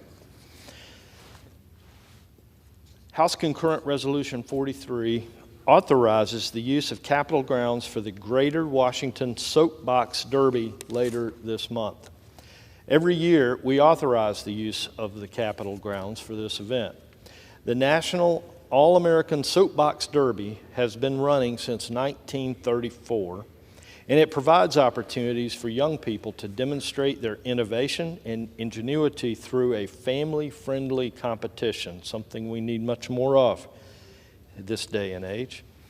The Greater Washington Soapbox Derby is one of many local races that will qualify winning competitors for participation in the National Soapbox Derby. Mr. Speaker, I urge support of this resolution and reserve the balance of my time. The gentleman reserves. The gentlewoman from the District of Columbia is recognized. Mr. Speaker, I yield myself such time as I may consume. The gentlewoman is recognized. Mr. Speaker, today we are considering House Concurrent Resolution 43 to authorize use of the Capitol grounds for the Greater Washington Soapbox Derby. I would like to thank Representative Hoyer for introducing this resolution. The Greater Washington Soapbox Derby is an annual competitive event that encourages children ages 9 through 16 to construct and race their own soapbox vehicles for on the Capitol grounds. This event has become a great tradition in the District of Columbia metropolitan area over the last few decades. It provides a terrific opportunity for children to appreciate the work necessary to build the vehicles and enjoy the thrill of competition. The Greater Washington Soapbox Derby organizers will work with the architect of the Capitol and the Capitol Police to ensure the appropriate rules and regulations are in place and that the event remains free to the public. I urge my colleagues to support this resolution. And, Mr. Speaker, I reserve the balance of my time. The gentlewoman reserves. The gentleman from North Carolina is recognized. Mr. Speaker, I reserve. The gentleman reserves. The gentlewoman from the District of Columbia is recognized. Mr. Speaker, I'm pleased to yield 5 minutes to the gentleman from Maryland, Mr. Hoyer. The gentlewoman yields. The gentleman from Maryland. Recognized. Thank you very much, Mr. Speaker. I want to thank the gentlelady from the District of Columbia for her steadfast support of this event and of her extraordinary representation of the District of Columbia. I want to thank the gentleman from North Carolina for his consideration in bringing this forward. Obviously, Mr. Speaker, I strongly support this resolution. It authorizes an event that I'm proud to support every year, the Greater Washington Soapbox Derby. The Soapbox Derby brings people together from across the Greater Washington metro area, encouraging kids, families, and communities to compete in a fun and educational race. Mr. Speaker, this is my 30th year introducing this resolution. I am grateful to say that every year it's passed unanimously. This is the Greater Washington Soapbox Derby's 80th year. The race will be held on June 17th and see soapbox racers from ages 8 to 17 compete in 3 divisions: stock, super stock, and masters. The winner from each division will have a chance to compete at the National All-American Soapbox Derby in Akron, Ohio. Soapbox derbies have been called the greatest amateur racing event in the world. Whether that's absolute fact, it is very close. They have become a staple of the American experience all over our country. They teach sportsmanship, engineering, manufacturing, leadership skills, and so many other skills as well. Oftentimes, races are sponsored by local civic groups, service organizations, and police or fire departments, with members coming out to cheer their local hometown participants. I'm proud to sponsor this resolution today, Mr. Speaker, that will authorize the use of the Capitol grounds, which is essential for this Soapbox Derby to proceed for this year's Soapbox Derby. I'm also proud that several Greater Washington Soapbox Derby champions have come from Maryland's 5th District, including the winners from 2007, 2008, 2009, 2012, 2013, 2014, and 2018. I'm sure all of you are saying, well, it's no surprise that Hoyer supports this resolution on an annual basis. His guys do pretty well. Our racers even won a national championship, Mr. Speaker, in 2007 and 2008. I'm excited to see how 5th District racers do this year and to see their colorful and creative soapbox designs. I hope every member, Mr. Speaker, will join me in supporting this worthy event. I invite them to join me in cheering on the Greater Washington area's soapbox racers on June 17th. And I thank the gentlelady for yielding. The gentleman from Maryland yields back. The gentlewoman from the District of Columbia is recognized. I have no further speakers. Mr.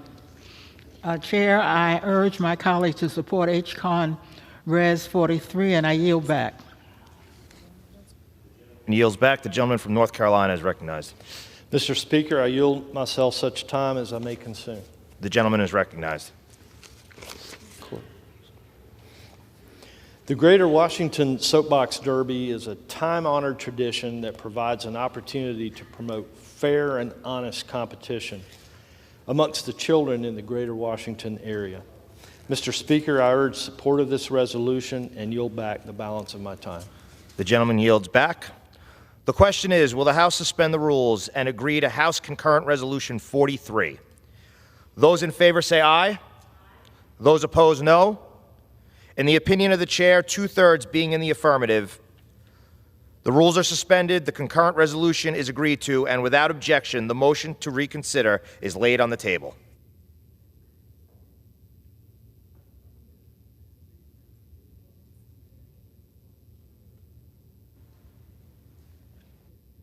For what purpose does the gentlewoman from Missouri seek recognition? Mr. Speaker, I move to suspend the rules and pass the bill H.R. 2793, the Encouraging Public Offerings Act of 2023, as amended. The clerk will report the title of the bill. H.R. 2793, a bill to amend the Securities Act of 1933 to expand the ability to use testing the waters and confidential draft registration submissions and for other purposes. Pursuant to the rule, the gentlewoman from Missouri, Mrs. Wagner, and the gentleman from California, Mr. Sherman, each will control 20 minutes. The chair recognizes the gentlewoman from Missouri. Mr. Speaker, I ask unanimous consent that all members may have 5 legislative days in which to revise and extend their remarks and include extraneous material on this bill. Without objection. Mr. Speaker, I yield myself as much time as I may consume. The gentlewoman is recognized. Mr. Speaker, I am proud to rise today in support of my bill, H.R. 2793, the Encouraging Public Offerings Act. This bipartisan piece of legislation would encourage more companies to go public and expand provisions of the Jobs Act by codifying an existing SEC rule. The SEC rule that this bill codifies allows for all companies to test the waters by communicating directly with certain potential investors before filing for an IPO. Although small companies are known to drive technological innovation and job creation, they frequently face obstacles in obtaining funding in the capital markets. These obstacles often are the result of the disproportionately larger burden that securities regulators, written for large public companies, place on small companies when they seek to go public. Title I of the Jobs Act established a new category of issuers known as Emerging Growth Companies, or EGCs. And to qualify as an EGC, a company must maintain a certain threshold of annual revenue. The law provides that EGCs with a 5-year on-ramp to comply with certain regulatory requirements related to disclosure and reporting. Additionally, Title I allows for EGCs to test the waters by meeting with investors to explain their business structure before issuing an IPO. Biotech companies, especially in the 2nd District of Missouri, in particular, they have been vocal about the benefits that testing the waters provides. These meetings allow for additional time to explain to investors the complicated technologies and regulatory pathways and complex product offerings of the company to encourage greater participation in the IPO. While the Jobs Act has made it easier for small companies to go public, the Jobs Act alone has not been enough to entirely overcome the capital formation obstacles that many companies face as they attempt to go public. The Encouraging Public Offerings Act ensures that all companies, rather than just emerging growth companies, are allowed to test the waters. This bill will make listing on exchanges more attractive, strengthening our financial markets and providing Main Street investors with more opportunities to grow their nest eggs. Mr. Speaker, this process may sound complicated, but is actually quite simple. Startup companies are oftentimes doing innovative and complex activities. They should be encouraged to sit down with potential investors and given the opportunity to explain why their business model is the right one for an investment plan without additional regulatory burdens. The best analogy that I can give here, Mr. Speaker, is when you're trying to teach your children the value of $1 and how to make a good, sound argument. I remember telling my sons, who were trying to get my husband and I to pay for a new stereo, that they intended to present a plan, and they needed to do this, a plan to us for potential investment. They went back to their room, did their preparation, and then sat down with us and explained their argument for why they needed a stereo and why we should make that investment. Mr. Speaker, startup companies need that same opportunity to pitch their product to potential investors, and we need to incentivize startups to grow and expand, creating jobs for American workers and strengthening our economy. And while we don't always fund the stereo purchases, we need to give them that chance. I want to thank my good friend from New York, Mr. Meeks, for his long-standing support of this legislation and urge all my colleagues to support this bill. Mr. Speaker, I reserve the balance of my time. The gentlewoman reserves. The gentleman from California is recognized. I yield myself as much time as I may consume. The gentleman's recognized. I rise in support of H.R. 2793, the Encouraging Public Offerings Act of 2023, sponsored by the gentlewoman from Missouri. I think the gentlewoman has laid it out clearly. We're talking here about the process by which a company goes public, and this allows the company to do two things before they go public. One of those is to confer with prospective investors, and the other is to get a non-public review by the SEC staff of their registration statement. This process of allowing these things to happen has been tried with ESG companies. The SEC has now adopted it as a policy for other companies, and now this bill would codify that decision. I should point out this bill came before our committee, and the vote was 39-1. This bill codifies the recent SEC rule that allows any issuer, not just an ESG, to submit a confidential draft of their registration statement for non-public review. This allows the issuers to confer This bill also allows the issuers to confer with prospective investors, in effect testing the waters about whether a public offering makes sense. By freeing all issuers to use these two methods and codifying the SEC's administrative action, we can provide all companies with the assurance that these tools will be available to them. This bill codifies, as I've said, the 2019 SEC rulemaking that allows issuers to test the waters before going public. This allows the issuer to gauge interest in their public offering by talking to certain institutional investors without first needing to file a registration statement. Given the cost of going through the entire process, it only makes sense to allow companies to talk to institutional investors before they decide to go public and to commit themselves to that large cost. Overall, this makes it easier for companies to access our capital markets, to get the capital they need to grow their businesses, and I am very much in support of this bill and reserve the balance of my time. Gentleman reserves. The gentlewoman from Missouri is recognized. Mr. Speaker, I just asked the ranking member, Mr. Sherman, if he has any additional speakers or if he is prepared to close. Prepared to close. I reserve. The gentlewoman reserves. The gentleman from California is recognized. I yield myself the balance of my time. This bill is one that should be adopted. The vote in committee was 39-1. I urge my colleagues to support it, and I yield back the balance of my time. The gentleman yields. The gentlewoman from Missouri is recognized. Mr. Speaker, I would just strongly urge my colleagues to support H.R. 2793, and I yield back the balance of my time. The gentlewoman yields. The question is, will the House suspend the rules and pass the bill H.R. 2793? Those in favor say aye. All right, 2793 as amended. Those in favor say aye. Those opposed, no. In the opinion of the chair, 2/3 being in the affirmative. Mr. Speaker, does the gentlewoman from Missouri seek recognition? On that, I request the yeas and nays.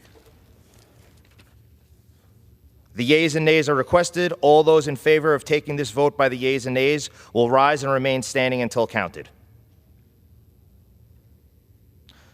A sufficient number having risen, the yeas and nays are ordered. Pursuant to Clause 8 of Rule 20, further proceedings on this question will be postponed.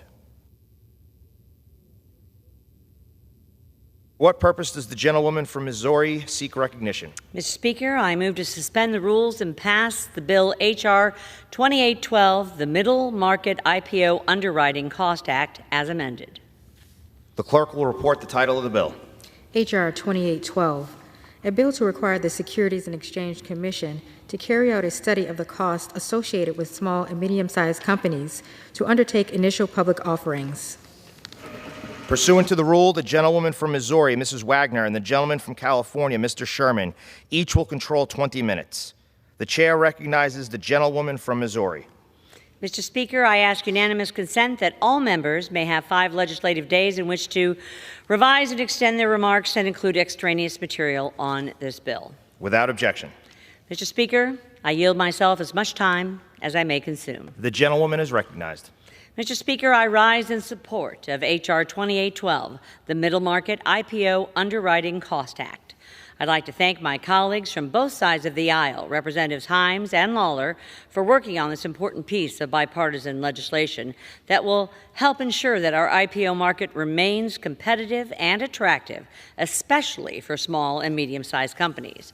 I'd also like to thank Mr. Himes for his willingness to work with the majority and specifically Congressman French Hill of Arkansas to reach an agreement on this legislation.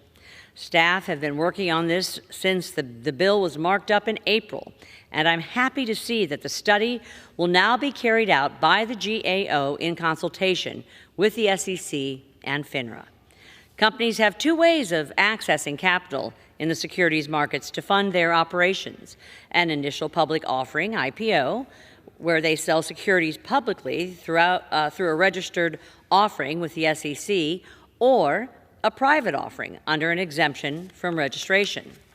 Accessing capital through an IPO is a significant step for a company because there are considerable upfront costs as well as ongoing increased costs associated with the company's reporting requirements as a public company. Before an IPO, companies often spend tens of millions of dollars gathering and compiling mandatory information to submit to the SEC and make available to the public for the sale of its securities. The SEC itself has estimated that the average cost of just achieving regulatory compliance for going public is $2.5 million, which may not include additional costs of hiring professionals to help undertake the IPO.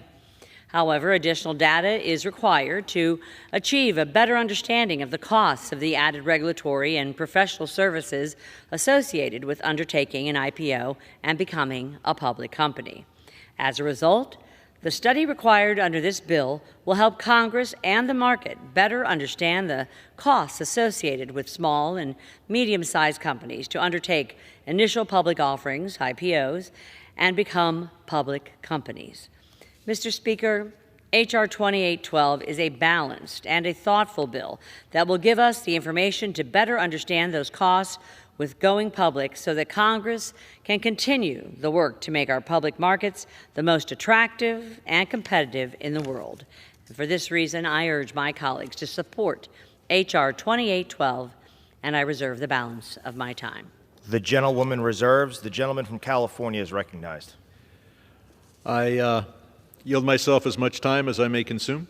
The gentleman is recognized. I rise in support of H.R. 2812, the Middle Market IPO Underwriting Study Act, sponsored by the gentleman from Connecticut, and I commend him for his work in bringing this bill to the floor and authoring it.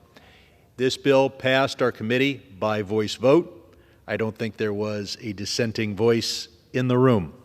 As the gentlewoman from Missouri points out, the process of going public and filing a registration statement is expensive. Due to that expense, companies may choose not to go public and not raise the money they need to expand their businesses and provide additional employment and to aid our economy. Therefore, it is in all of our interest to see whether that cost can be reduced. Companies in this process usually engage an underwriter or broker-dealer to help them sell the shares to prospective investors. Underwriters are typically compensated for their services through fees such as underwriting spreads and underwriting fees. Underwriting spread is the difference between the price at which the underwriter buys a security from the issuer and the price at which those securities are sold to the public in the public offering. The underwriting fee, which often constitutes the largest share of the cost of doing an IPO or initial public offering, is typically a percentage of the gross proceeds of the sale of the securities. The exact amount varies and can be negotiated between the issuer and the underwriter.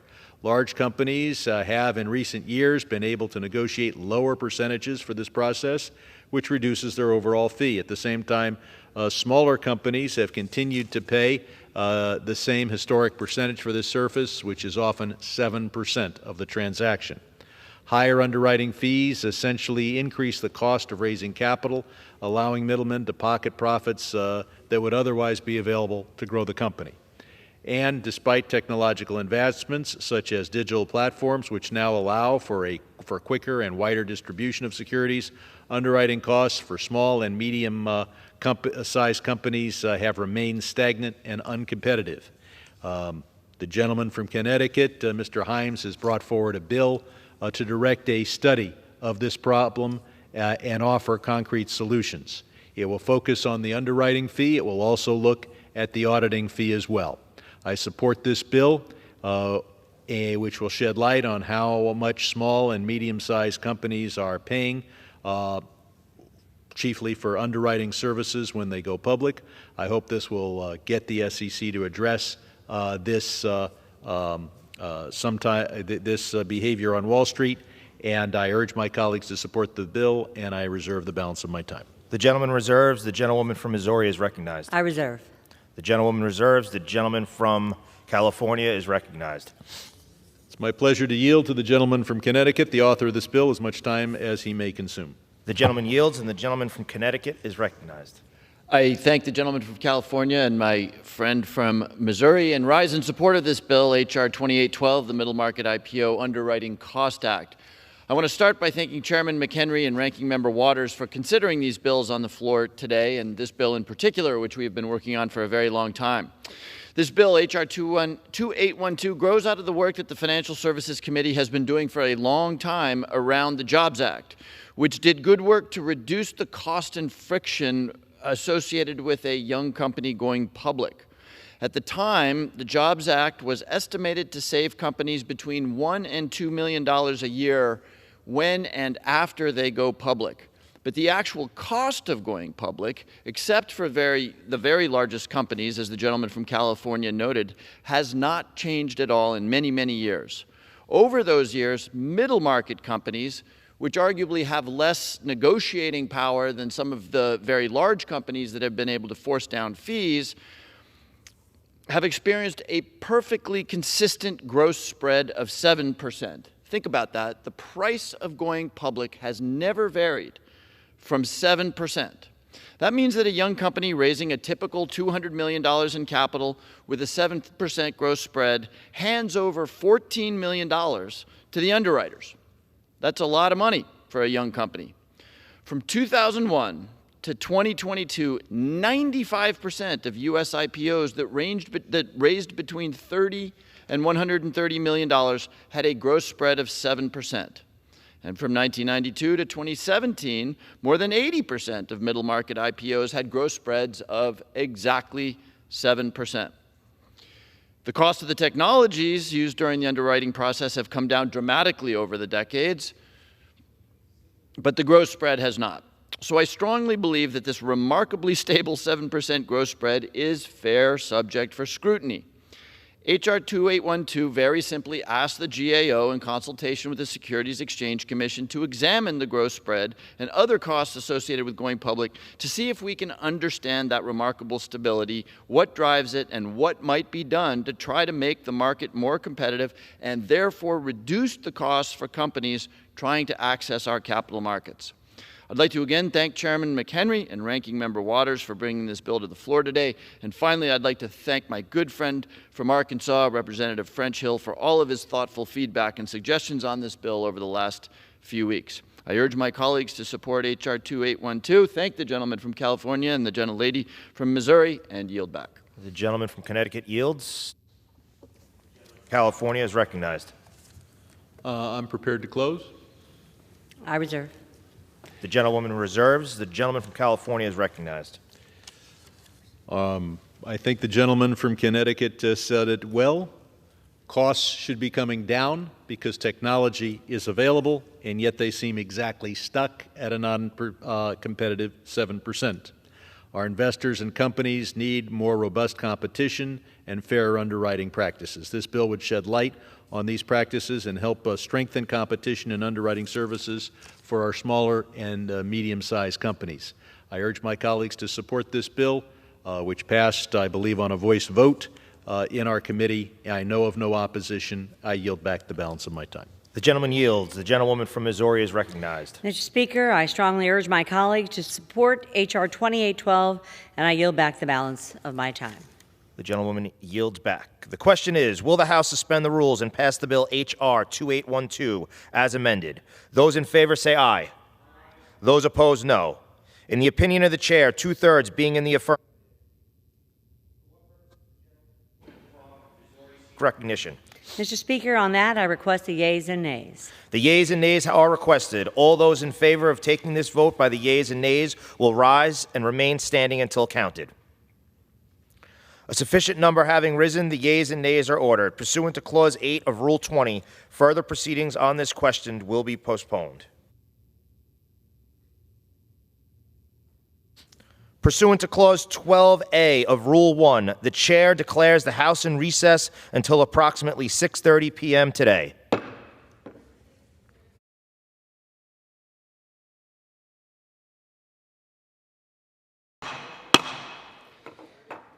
Proceedings will resume on questions previously postponed. Votes will be taken in the following order. Motions to suspend the rules and pass H.R. 2793 and H.R. 2812. The first electronic vote will be conducted as a 15-minute vote.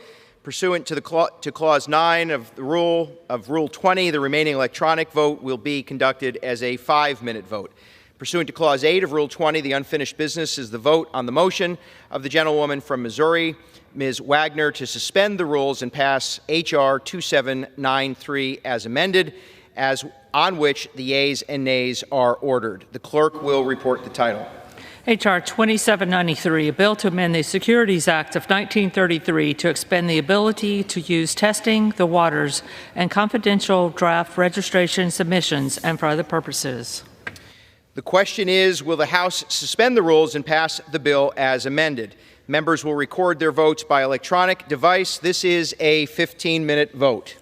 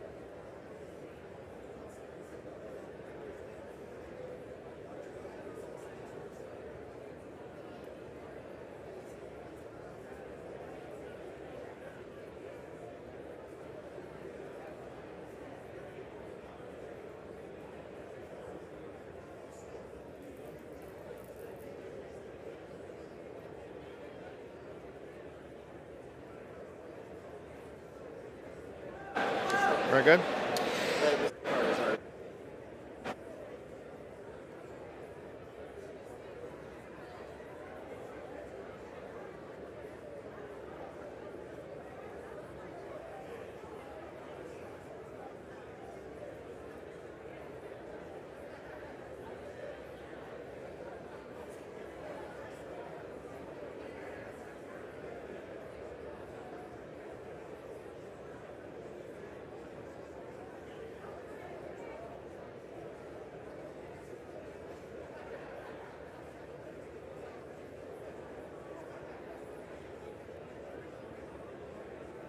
On this vote, the yeas are 384, the nays are 13. Two-thirds being in the affirmative, the rules are suspended. The bill is passed. And without objection, the motion to reconsider is laid on the table. Pursuant to Clause 8 of Rule 20, the unfinished business is the vote on the motion of the gentlewoman from Missouri, Ms. Wagner, to suspend the rules and pass H.R. 2812 as amended, on which the yeas and nays are ordered.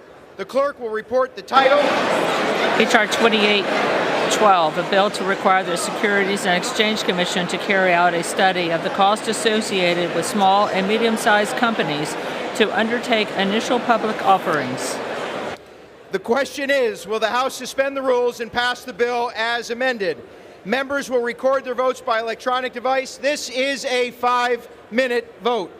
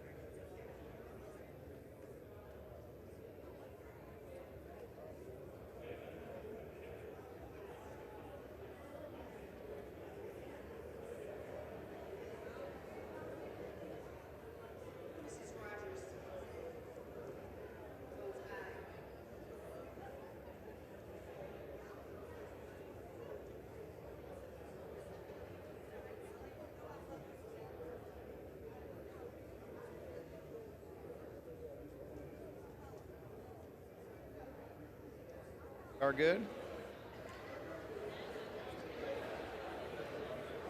On this vote, the yeas are 390, the nays are 10.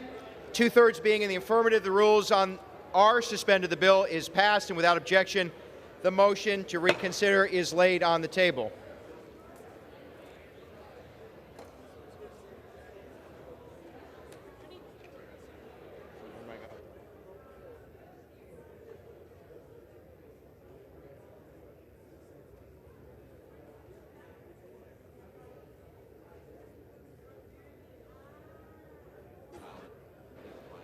Okay. Oh, I'm sorry. From where?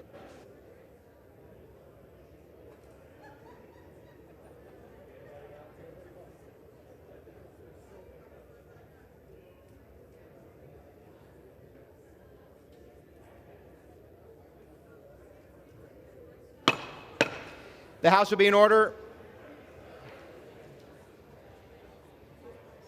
For what purpose does the gentleman from Wisconsin seek recognition? Mr. Speaker, I ask unanimous consent that the Committee on House Administration be discharged from further consideration of H.J. Res. 62 and ask for its immediate consideration in the House. The clerk will report the title of the joint resolution. House Joint Resolution 62, Joint Resolution providing for the reappointment of Michael Govan as a Citizen Regent of the Board of Regents of the Smithsonian Institution. Is there objection to the consideration of the joint resolution? Without objection, the joint resolution is engrossed, read a third time and passed, and the motion to reconsider is laid on the table. My gosh, for what purpose does the gentleman from Wisconsin seek recognition? Mr. Speaker, I ask unanimous consent that the Committee on House Administration be discharged from further consideration of H.J. Res. 63 and ask for its immediate consideration in the House. The clerk will report the title of the joint resolution.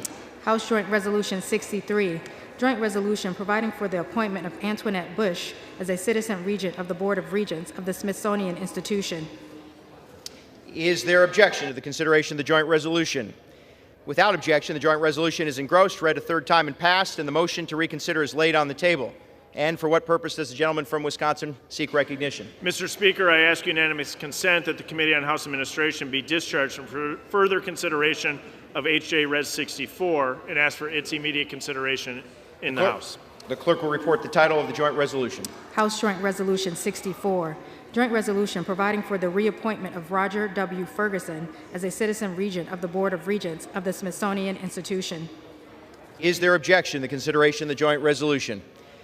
Without objection, the joint resolution is engrossed, read a third time and passed, and the motion to reconsider is laid on the table.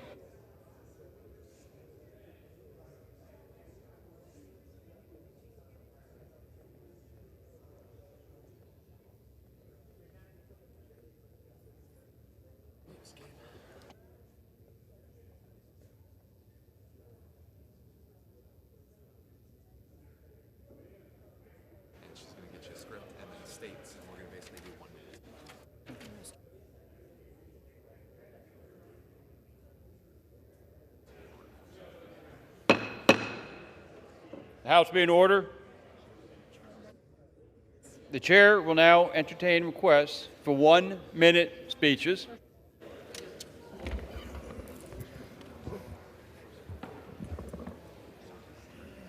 For what purposes does the gentlewoman from Georgia seek recognition? Thank you, Mr. Speaker. I ask unanimous consent that I may be hereafter be considered to be the first sponsor of H.R. 698, a bill originally introduced by Representative Cicilline of Rhode Island for the purposes of adding co-sponsors and requesting reprintings pursuant to Clause 7 of Rule 12.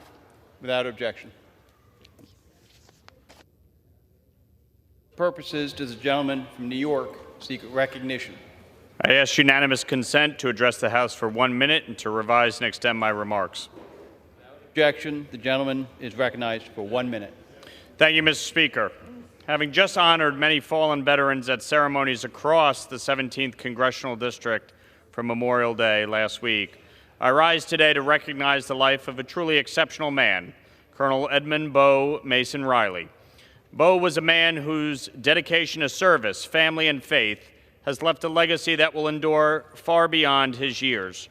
Born in Fort Bragg and raised in Croton-on-Hudson, New York, Bo was a beacon of strength and leadership from his youth, whether on the football field or in the ROTC program at Georgetown University.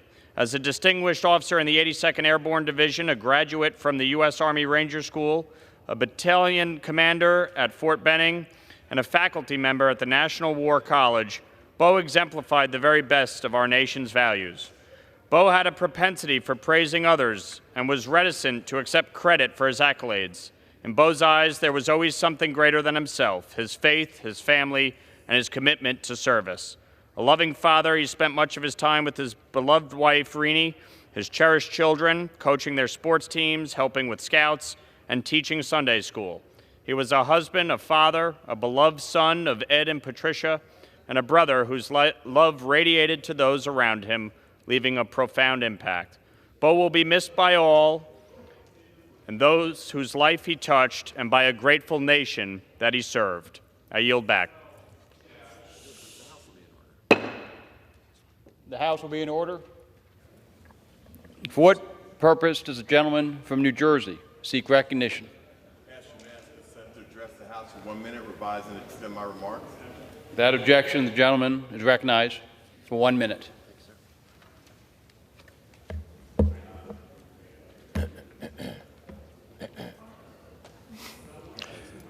Mr. Speaker, I rise today to discuss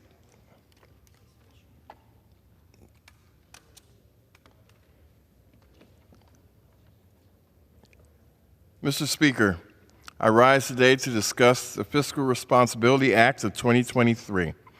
Last week, we passed that bill to raise America's debt ceiling and to avoid an economic catastrophe. The failure to pay our bills would have led to millions of lost jobs and possibly another Great Depression. The bill protects the health care of millions of Americans, including veterans. It invests in education and child care for American families. It protects student debt relief and supports our country's move to a clean energy economy. I want to praise President Biden for his work to raise the debt ceiling and thank the members of Congress from both parties who voted for this bill. We have a responsibility to protect Americans, and we succeeded in doing so with this bill. And with that, Mr. Speaker, I yield back. For what purpose does the gentleman from Indiana seek recognition? Mr. Speaker, I ask unanimous consent to address the House for 1 minute and to advise and extend my remarks. Without objection, the gentleman is recognized for 1 minute. Mr. Speaker, I rise to celebrate excellence in college athletics and a very accomplished group of young men. One of the many great things the University of Notre Dame is known for is the slogan, "Play like a champion today." And that's exactly what the Notre Dame men's lacrosse team did last Monday when they defeated the Duke Blue Devils to win their first national title in program history. The Fighting Irish had faced the Blue Devils in the championship game twice before, only to fall just short. But the third time was a charm for the Irish. Their exhilarating 13-9 win came before a Memorial Day crowd of more than 30,000 fans and countless more cheering from around the country. Notre Dame's defense proved key in taking home the title as the Irish led the Blue Devils to their fewest goals of any game all season. So congratulations to head coach Kevin Corrigan, his entire staff, and all the Irish lacrosse players for bringing a national championship back to Notre Dame. God bless and go Irish. For what purpose does the gentleman from North Carolina seek recognition? Mr. Speaker, I ask for unanimous consent to address the House for 1 minute, advise and extend. Without objection, the gentleman is recognized for 1 minute.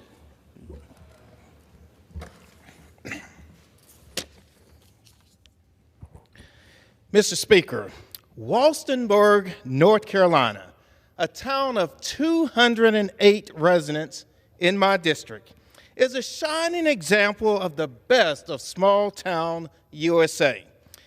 This past weekend, the Walstenburg American Legion Post 332 hosted the town's 15th annual Proud to Be an American Day, a way this tight-knit community uplifts and honors our country's veterans, active duty service members, and fallen military members.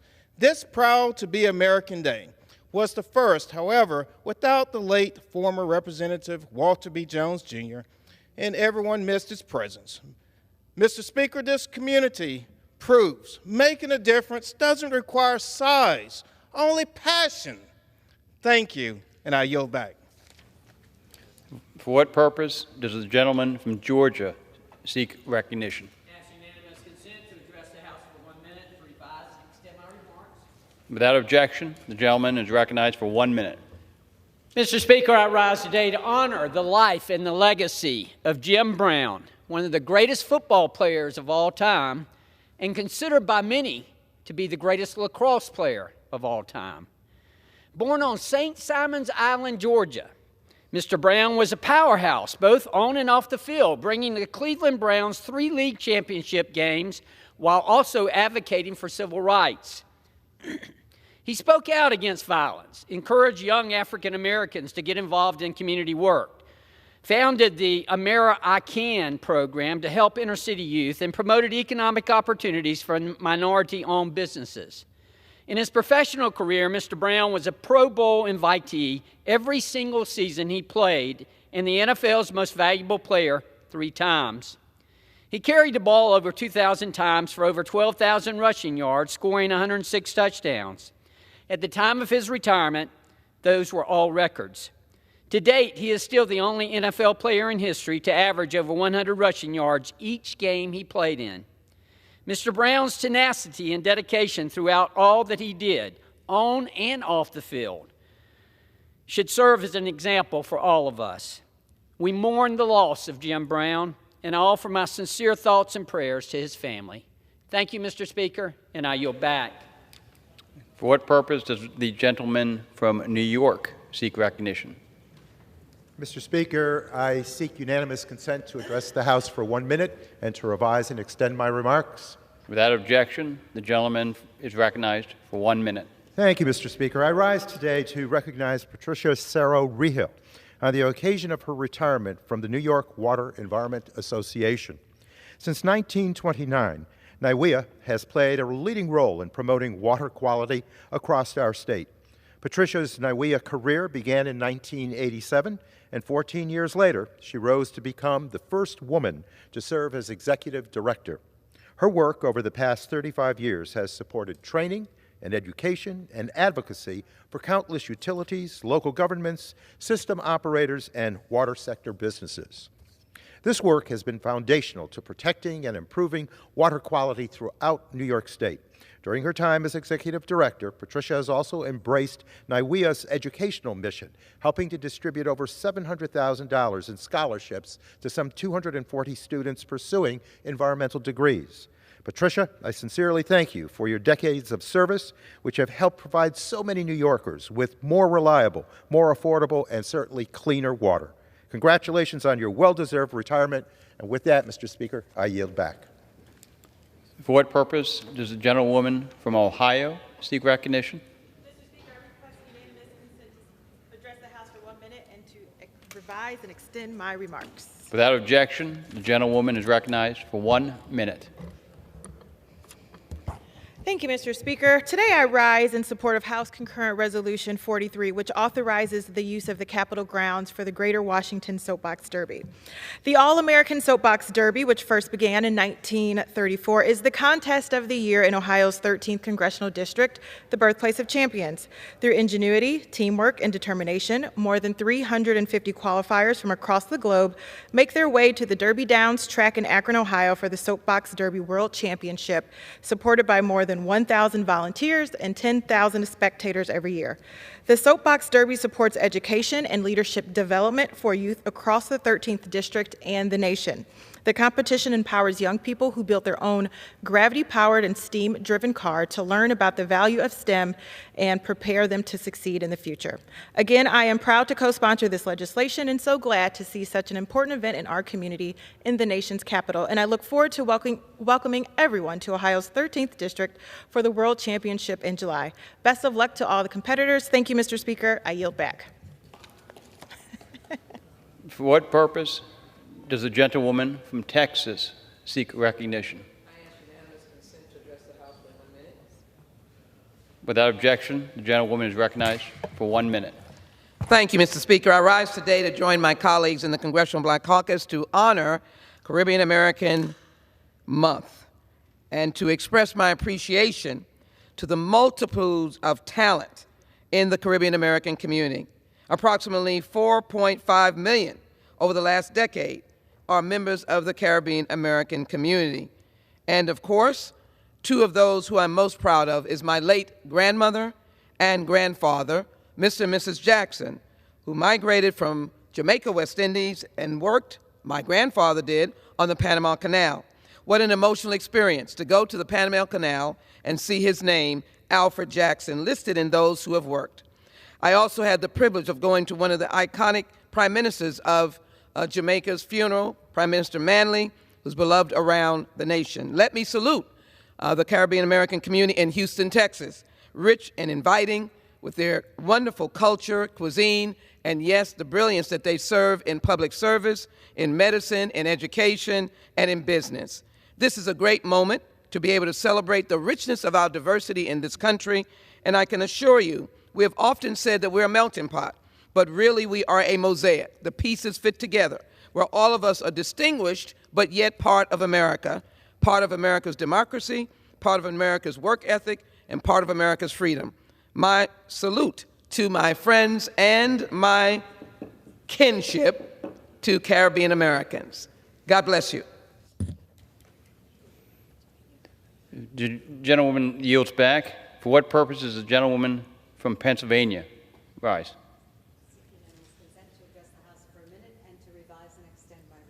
Without objection, the gentlewoman is recognized for 1 minute. Thank you. Mr. Speaker, Americans are demanding action, and we must deliver. Too many lives are being lost to senseless gun violence. Every day, we're re-traumatized by yet another shooting.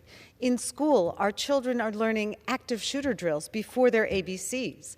When families go to a grocery store or the mall, they scan the crowd for shooters rather than sales.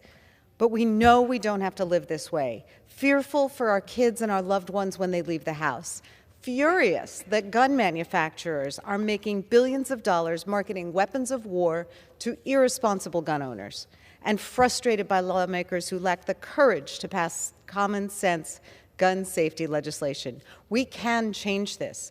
There are common sense constitutional solutions with broad public support that can stem the carnage. Where leaders in my district and across the country have adopted those solutions, we've seen progress. It's not enough, but it's a start. And above all, doing nothing is not an option. We cannot sit idly by and allow preventable gun deaths to happen day after day. We need to pass policies that will save lives now. I yield back. For what purposes does the gentleman from Illinois seek recognition? I seek unanimous consent to address the House for 1 minute and to extend and revise my remarks. Without objection, the gentleman is recognized for 1 minute.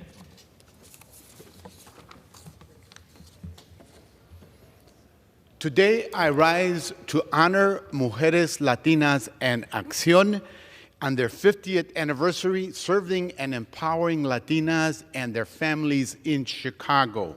When it was founded in 1973 to offer support to domestic violence survivors, there were no other services like this for Spanish-speaking women in Chicago. Today, Mujeres Latinas en Acción helps women find pathways to safer and healthier lives by providing wraparound, bilingual, and culturally sensitive domestic violence and sexual assault services, including a 24-hour hotline for crisis counseling and advocacy efforts. But the support does not stop there. Their program, Empresarias del Futuro, trains women interested in starting and expanding small businesses. By obtaining financial independence, they can break the cycle of codependency from their abusers. Mujeres Latinas en Acción is a force of change. Congratulations and thank you for serving our community with compassion, care, and courage these past 50 years. I yield back.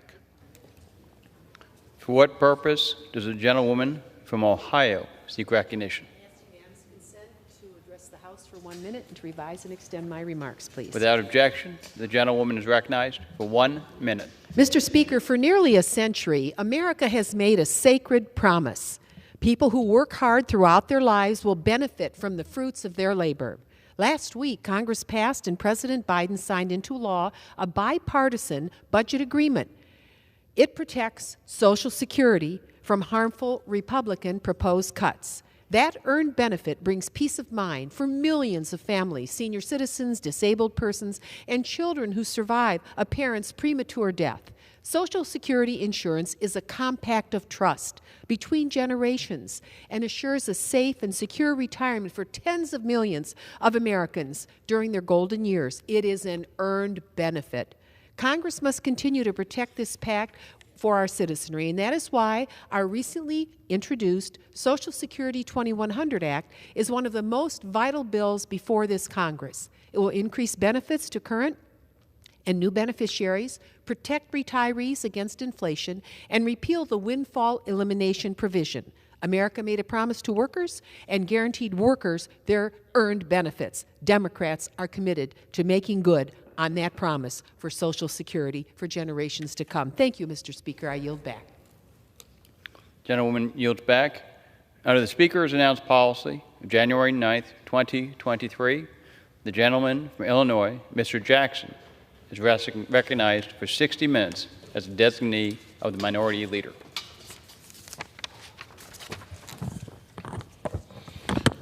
Mr. Speaker, I ask unanimous consent that all members have 5 legislative days to revise and extend the remarks and include any extraneous materials on the subject of the special order. It is with great honor that I rise today to co-anchor the CBC special hour. Sorry? Without objection, Mr. Jackson. Now you can go ahead. Thank you, sir. It is with great honor that I rise today to co-anchor this CBC special hour along with my distinguished colleague, Representative Sheila Surflers McCormick. For the next 60 minutes, members of the CBC will spotlight Caribbean American Heritage Month, a celebration of the significant impact Caribbean Americans have made in shaping our nation. This occasion isn't just important to the CBC, Congress, and our constituents, but it resonates deeply with all Americans. It is time to appreciate the enduring spirit of Caribbean Americans whose influence spans across arts, sciences, politics, and entrepreneurship. We aim to heighten cultural awareness, honor the diverse Caribbean cultures, and acknowledge their ongoing contributions. Ultimately, Caribbean American Heritage Month reflects a vital piece of the American narrative that deserves recognition and understanding for all citizens. I now yield my time to the Honorable Chairman of the Congressional Black Caucus, Honorable Stephen Horsford. I thank the gentleman, the Congressman Mr. Jackson from Illinois and Congresswoman Sheila Surflers McCormick, and for their leadership for co-chairing tonight's special order hour. I rise today with my colleagues of the Congressional Black Caucus in commemoration of Caribbean Heritage Month. As we mark the 17th anniversary of Caribbean Heritage Month, I'd like to pay a special thanks to Congresswoman Barbara Lee, who led the effort in Congress to designate the month of June as Caribbean Heritage Month to make sure that we always honor the rich history and contributions of Caribbean Americans. As a point of personal pride, I am a son and a grandson of Caribbean immigrants. My mother and grandmother came to the United States from Trinidad and Tobago. And for me to now serve in this body, to be able to represent the needs of my constituents and those of Caribbean heritage, it gives me great pride. And it also reminds me of the great contributions, the curry chicken and the hot pepper sauce, the pilau, and so many other wonderful dishes that I have experienced growing up in my own household based on my Caribbean heritage. And the fact that Caribbeans contribute so much and have contributed so much to the foundation of this country and its success. This month, we are proud to recognize the millions of Caribbean Americans around our nation who contribute every day to the fabric of our society in the arts, sciences, in business, in sports, in education, in government, and those who serve in our military. Those who have made our country better with their gifts and their service, like our very own Vice President Kamala Harris. Others, like W.E.B. Du Bois, Secretary of State Colin Powell, Cheryl Lee Ralph, Grace Jones, White House Press Secretary Karine Jean-Pierre, Marcus Garvey, Usain Bolt, Sidney Poitier, and Harry Belafonte, to name just a few. The Congressional Black Caucus, the conscience of the Congress, has been home to many Caribbean American trailblazers since our founding in 1971. Trailblazers like Shirley Chisholm, a Caribbean American and founding member of the Congressional Black Caucus, who became the first black woman to be elected to the U.S. Congress and the first woman and African American to seek the nomination for President of the United States from one of our two major political parties. Many of our members in Congress today are of the Caribbean descent, including Congresswoman Sheila Jackson Lee, Congresswoman Yvette Clarke, Congresswoman Stacey Plaskett, and our Special Order Hour co-chair, Congresswoman Sheila Sherfilis McCormick. Now, more than 50 years after our founding, our members have continued to shape consequential legislation, from voting rights to civil rights, fair housing, and so much more, carrying in the tradition of Shirley Chisholm, who sought to make America live up to its promise that all are created equal, to challenge the idea of what was possible for Black Americans and ensure a future worthy of our struggle. This month and every month, the Congressional Black Caucus is proud to honor the unique and diverse cultures, languages, religions, art, literature, music, and cuisines from around the Caribbean diaspora, because our nation's diversity is our greatest strength. I'm honored to join with my colleagues tonight. I want to thank our co-chairs and, most importantly, our constituents who work so hard to contribute to this great nation and to make it continue to live up to its promise. And with that, I yield back.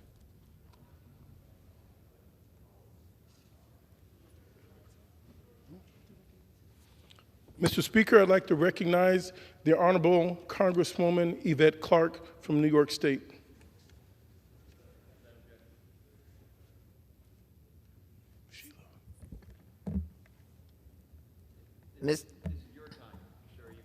I would like to yield back my time to the Honorable Congresswoman Yvette Clarke from New York State, please.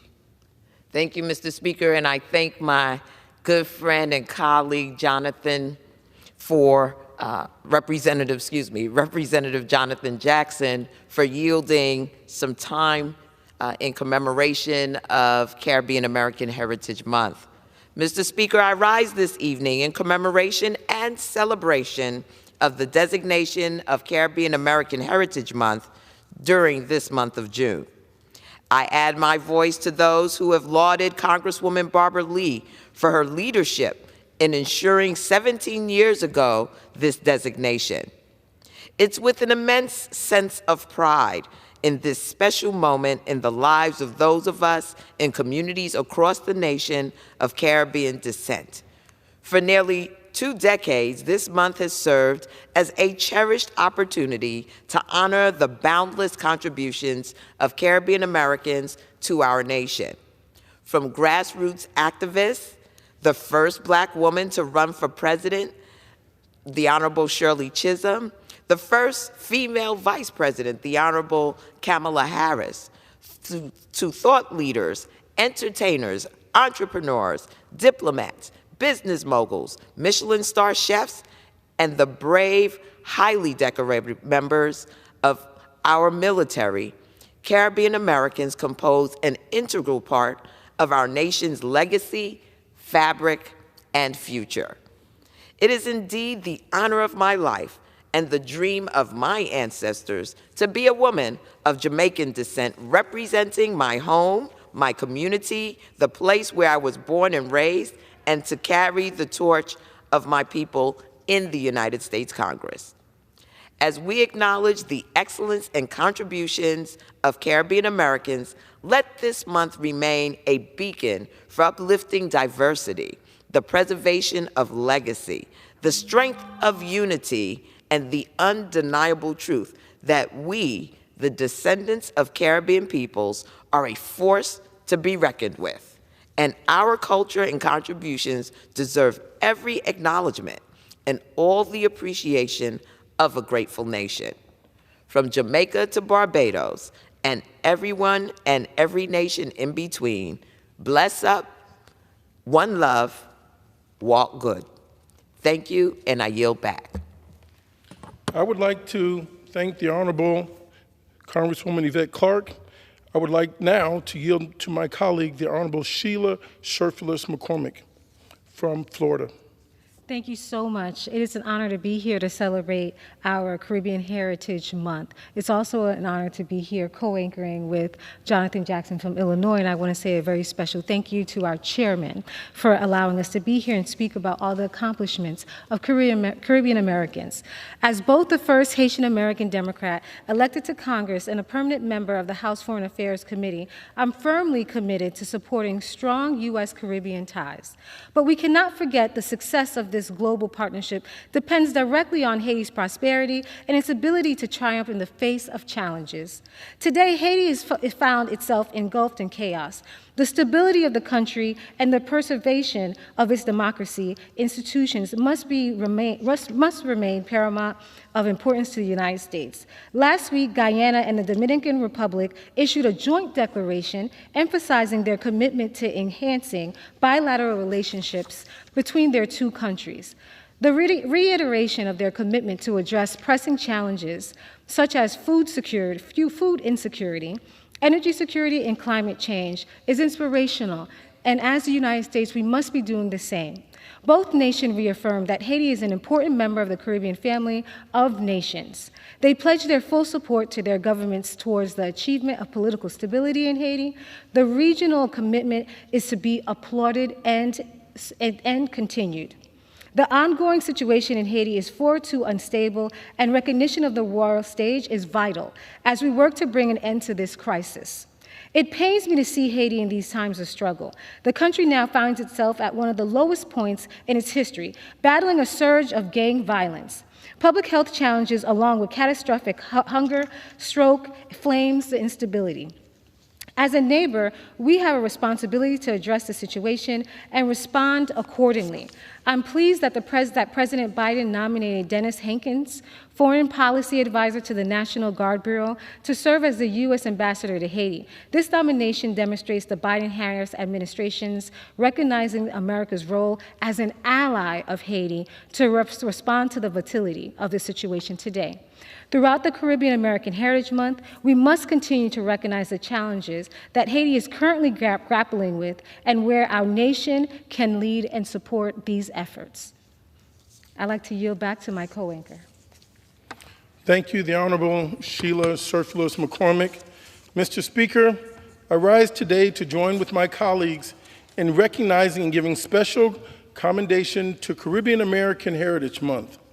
From Shirley Chisholm to Malcolm X, to Congresswoman Yvette Clarke, to Congresswoman Sheila Sherfulis McCormick, to the great W.E.B. Du Bois, to CBC Chair, Mr. Stephen Horsford, Sheila Jackson Lee, from the founder of the city of Chicago, Jean-Baptiste de Sable, to the great general in Haiti, Toussaint Louverture.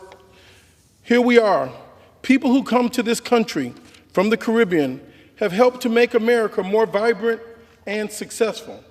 This is because Caribbean Americans are some of the most creative and hardworking people in the world. This cannot be debated and most certainly cannot be denied. But it's really the power of the Caribbean egalitarian spirit that has really helped to make America a better place. People who come from the Caribbean are raised in cultures that believe in family and faith, and that they believe that all men and women are truly created equal. Because of the deep moral values at work in Caribbean culture, people who hail from this part of the world fundamentally believe that we are all of God's children and that all of us deserve dignity and respect. And this drive for excellence and the commitment to human dignity has continually given rise to some of the most extraordinary individuals, each of them adding to the possibilities of America, and all of them expanding the reach of freedom and democracy in this remarkable country. This is why I'm so glad that in 2005, this body passed the legislation to officially make June Caribbean American Heritage Month. When this body passed that legislation, it gave recognition to people who too long had been overlooked. But today we are righting that wrong. We are correcting the account, as it were. And this is important because I believe that every community should be celebrated. Every heritage should be venerated and given the dignity that it deserves. Perhaps somebody needs to remind the governor of Florida that when we celebrate the heritage of other people, we are in fact celebrating ourselves. Somebody needs to remind the governor of Florida that this country has relied on the diversity of its citizens in order to become the nation we are today. Somebody needs to remind him that the difference does not mean deficient. It took a Caribbean American to lead the U.S. military to victory in the Iraq War in the name of Colin Powell. It was a Caribbean American that created a national banking system in this country by creating the Federal Reserve. It was a Caribbean American who made his home in Harlem and preached with such intensity and integrity that he gave African Americans the courage to be themselves. America is a garden comprised of many flowers, all of them complicated and all of them beautiful in their own way. The texture, the colors, the sizes may be different, but the radiance remains the same. And no matter what white supremacy may try to say, the brightness of America is the consequence of multiplicity of colors. We may speak different languages, we may come from different places, and we may eat different foods, but we are all mortal. We are all dependent upon that of clean air, clean water. We all desire to be loved, and we all want the best for our children.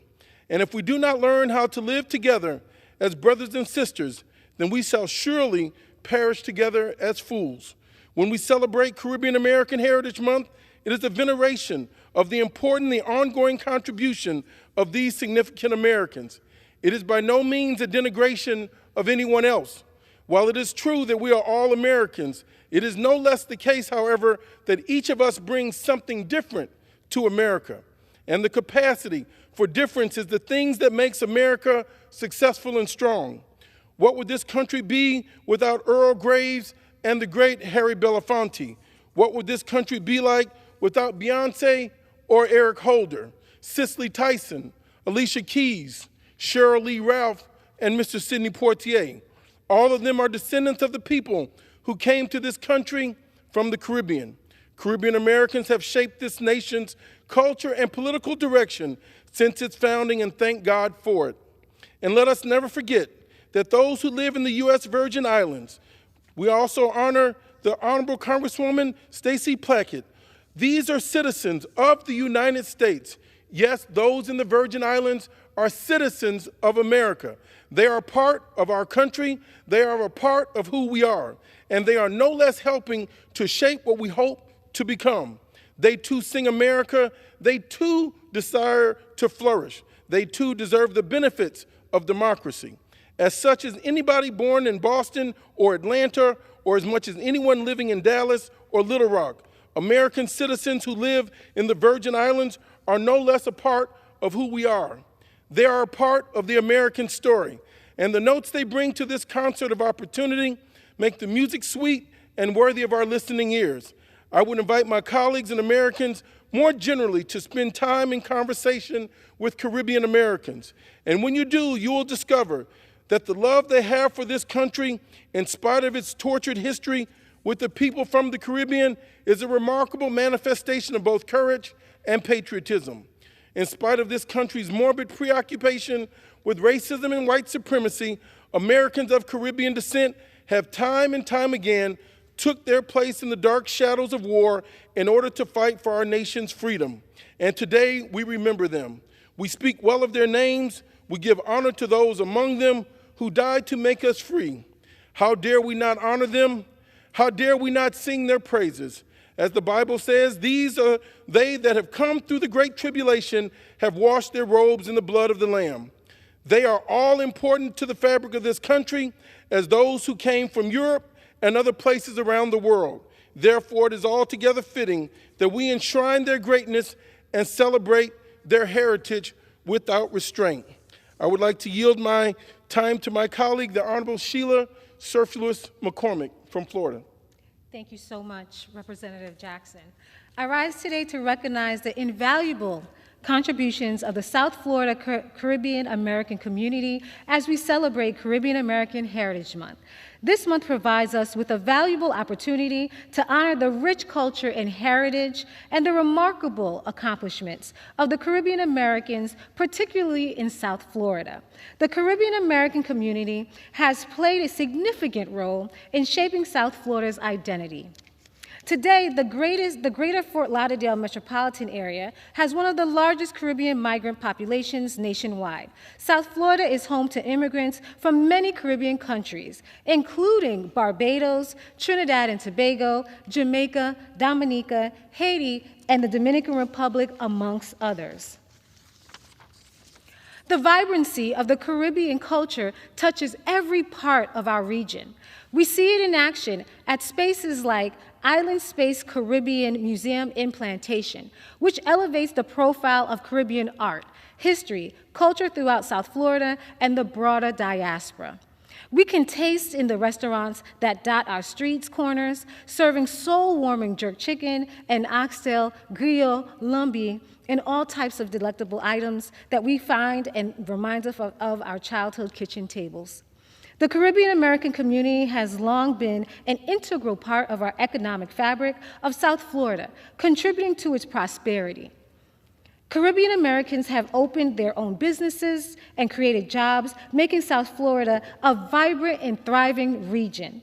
During this month, we must recognize challenges currently faced by Florida's Caribbean American community. Governor Ron DeSantis recently signed into law a cruel immigration law that pushes the American dream further out of reach for Floridian immigrant communities.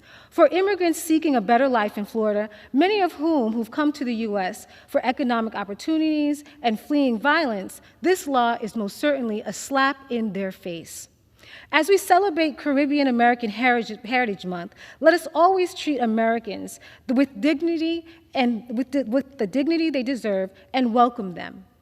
Together, let us reaffirm our commitment to recognizing the immense and continued contribution of the Caribbean American community. With that, I yield back to my honorable co-anchor. Thank you, the Honorable Sheila Surfulus McCormick. Mr. Speaker, I rise today to shine a light on an often overlooked chapter of our great nation's history. As we gather here in the heart of our republic, it is important to acknowledge that the very fabric of our nation was woven not only with the thread of our own courage and determination, but also with the substantial contributions of our neighbors. In this special order hour, I wish to recognize the invaluable contributions of the Caribbean, particularly Haiti, in my remarks at this time in shaping American history. During the tumultuous years of the American Revolution, while our forefathers were drafting the blueprints of this great nation, Haiti, known then as French Santo Domingo, was one of the wealthiest colonies in the world. It was the jewel of the French Empire, a beacon of economic prosperity in the region. Their wealth, however, was built on the grim reality of a brutal slave society. This prosperous colony was our silent partner in the fight for independence. The French, in a bid to safeguard Saint Domingue from British capture, provided considerable support to the American cause to the tune of better than $9 billion in current US dollars. This financial assistance was a decisive factor in our victory in the Revolutionary War. But it wasn't just monetary aid that the Haitian community provided America in its founding. Over 500 Haitians, free men of color, fought shoulder to shoulder with American colonists and French troops in pivotal battles such as the Battle of Savannah in 1779. The colony was also served as a vital transit point for arms, gunpowder, and supplies from France, a lifeline that often made the difference between victory and defeat. The ironies, ladies and gentlemen, is palpable. The fight for freedom in our own land was bolstered by a colony built on the brutal enslavements of individuals. These individuals later led a successful revolution of their own, resulting in Haiti becoming the second American nation to declare independence in 1804. Despite the early recognition and support from the United States, the Jefferson administration banned trade with the newly independent Haiti in 1806, a decision that greatly hindered Haiti's economic prospects. In light of recent crisis in Haiti, I urge you to remember this is intertwined history. Our fight for independence was supported in part by Haiti's resources and its people and their courage. We have a historical debt to Haiti, a moral obligation to assist in Haiti's recovery and long-term prospect. Haiti does not come to us as a debtor. We are, in fact, a debtor to Haiti. Haiti is our creditor, having helped create our independence. As we navigate the labyrinth of our complex relations with the Caribbean, let us not forget the sacrifices made and the solidarity demonstrated by our Haitian brethren. In acknowledging this, we do not merely pay tribute to our shared past, but also set the stage for a future defined by mutual respect and collaboration. Mr. Speaker, I would like to yield my time to the Honorable Sheila Surfulus McCormick for a speech to give. Thank you. Thank you. I rise today as we recognize Caribbean American Heritage Month. I rise today to express my strong support for the Haiti Criminal Collusion Transparency Act. This bipartisan and bicameral legislation is an important step in holding accountable those who have fueled violence in Haiti, and it sends a clear message that America and Americans stand with the Haitian people. This bill, which I am proud to co-sponsor with several of my colleagues on the House Foreign Affairs Committee, would ensure the Secretary of State sanctions Haiti's economic and political elites who regularly use gangs as levers of power. This legislative body would receive regular reports on the nature of the relationship between Haiti's corrupt elite and the heinous gangs that they've colluded with. Recent headlines underscore just how grim the situation in Haiti has grown. As a result of the worsening gang violence, Haitians are now taking matters into their own hands. Many have turned to vigilante justice, using makeshift weapons to root out suspected gang members. At least 160 suspected gang members were killed between April 24th and May 24th. This is no means a viable or a safe long-term solution to gang violence. Vigilante justice leaves open the potential for innocent individuals to be wrongfully characterized as criminals. Haiti's government must be equipped to deal with this region of terror on its own, without depending on its citizens to take up arms. The Haiti Criminal Collusion Act, which has been endorsed by the National Haitian American elected officials here in the United States, is desperately needed and a legislative solution that can assist our brothers and sisters in Haiti. By shining a spotlight on bad actors and imposing sanctions on worse offenders, the United States is sending a clear signal that it will not tolerate individuals who exploit their positions of power for personal gain, and that they will not tolerate individuals who terrorize the Haitian people. As we begin Caribbean American Heritage Month, I urge my colleagues to join me in supporting this legislation. I yield back to my co-anchor, and thank you again, co-anchor Jonathan Jackson from Illinois. Thank you, Congresswoman Sheila Surfulus McCormick. Mr. Speaker, you've heard from my distinguished colleagues about our interest in celebrating the Caribbean Heritage Month, all issues of great importance to the Congressional Black Caucus, our constituents, Congress, and all Americans tonight. With that, Mr. Speaker, I yield back. The gentleman yields back. Does the gentleman have Yes. a motion? Motion to adjourn. The question is on the motion to adjourn. Those in favor say aye. Those opposed say no. The ayes have it. The motion is adopted. Accordingly, the House stands adjourned until 10 a.m. tomorrow morning for a morning hour debate.